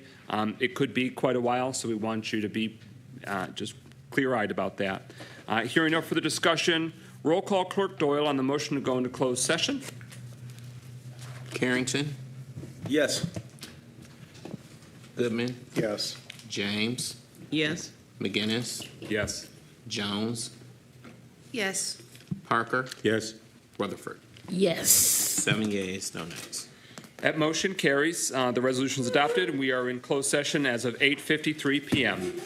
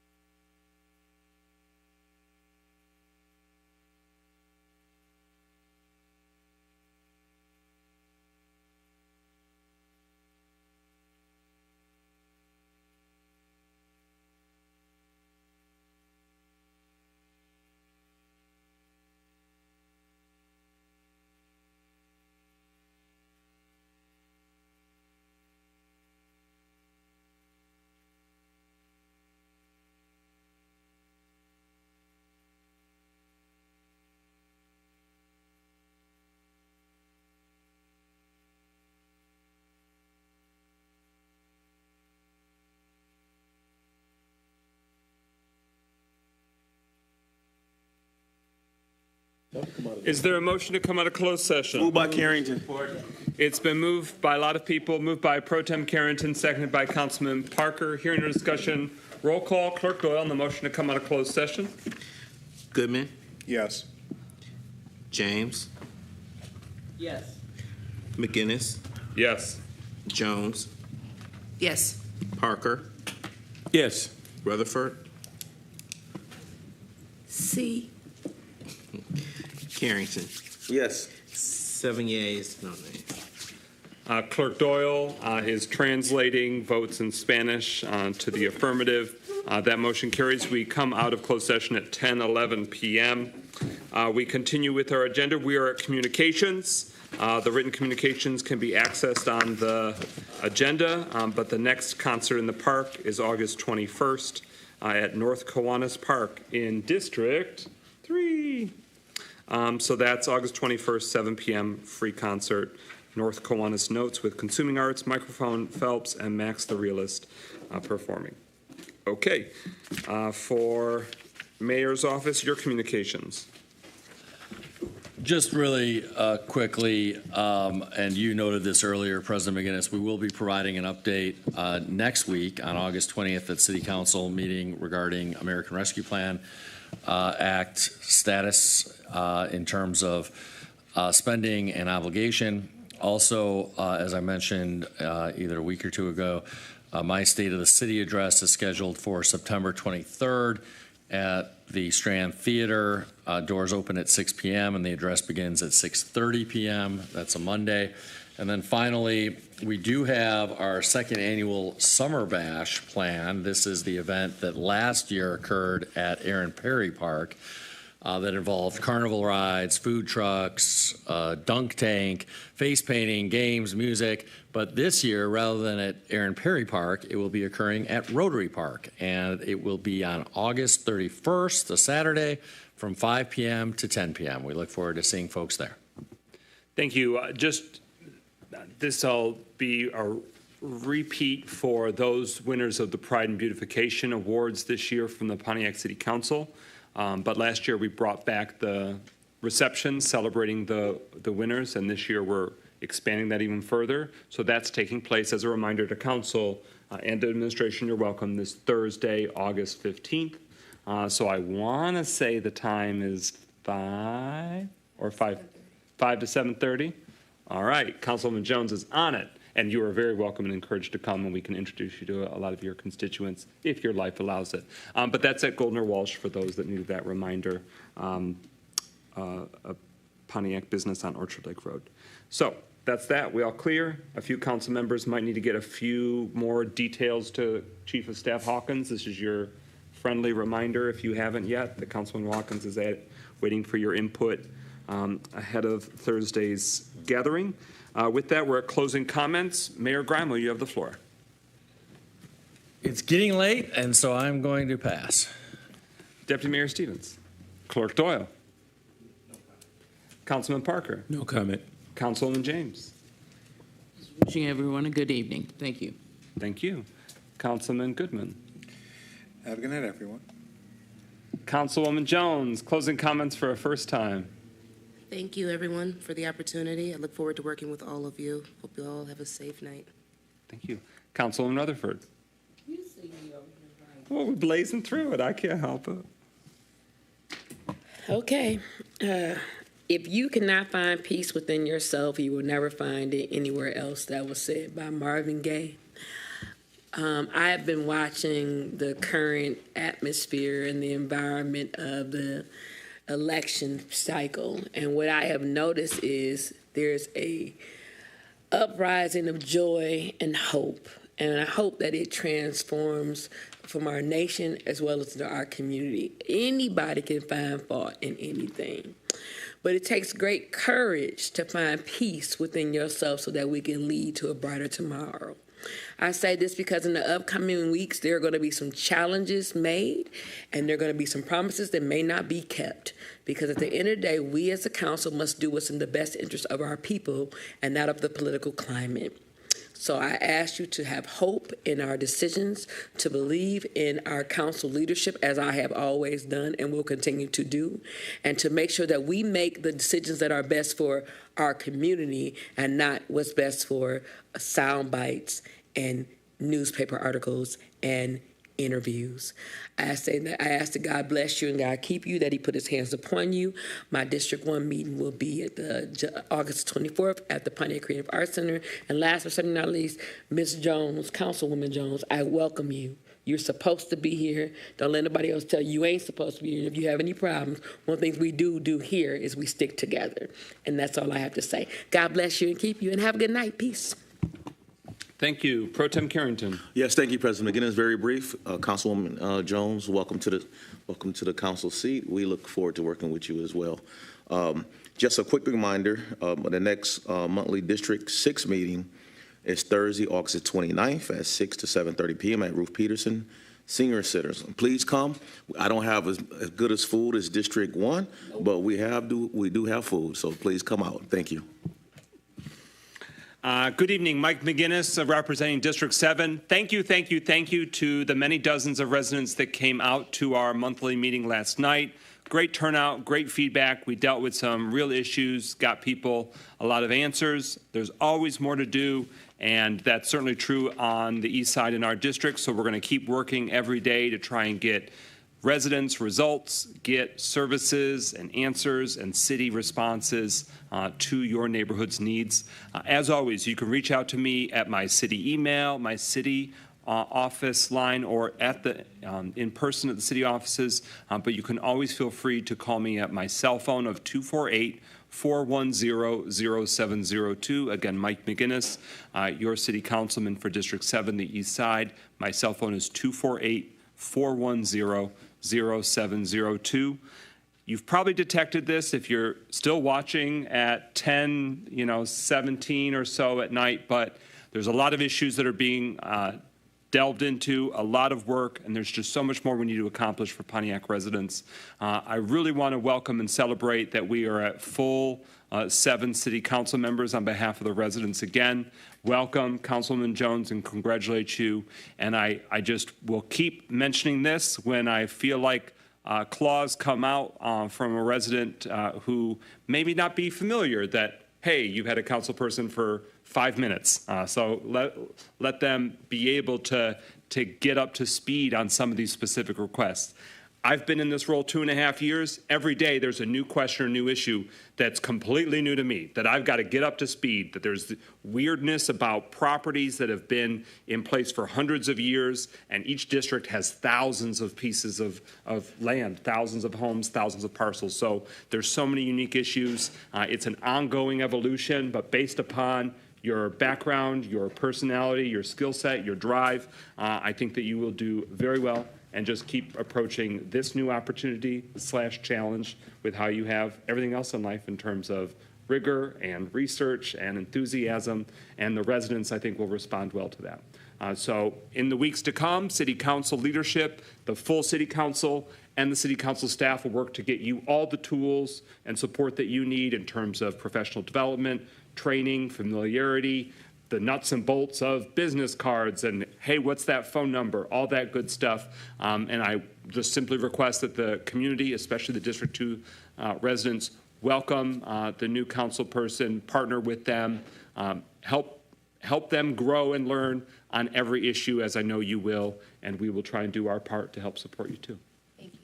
So with that, is there a motion to adjourn this evening's meeting? So moved. Support. It's been moved by Councilman Rutherford, second by Pro Tem Carrington, that we adjourn. Hearing no discussion, roll call. Clerk Doyle. Carrington, Yes. Goodman, Yes. James, Yes. McGinnis, Yes. Jones, Yes. Parker,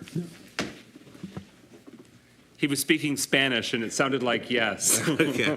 Yeah. Rutherford. 7 yeas, no nays. That motion carries. We stand adjourned at 10:20.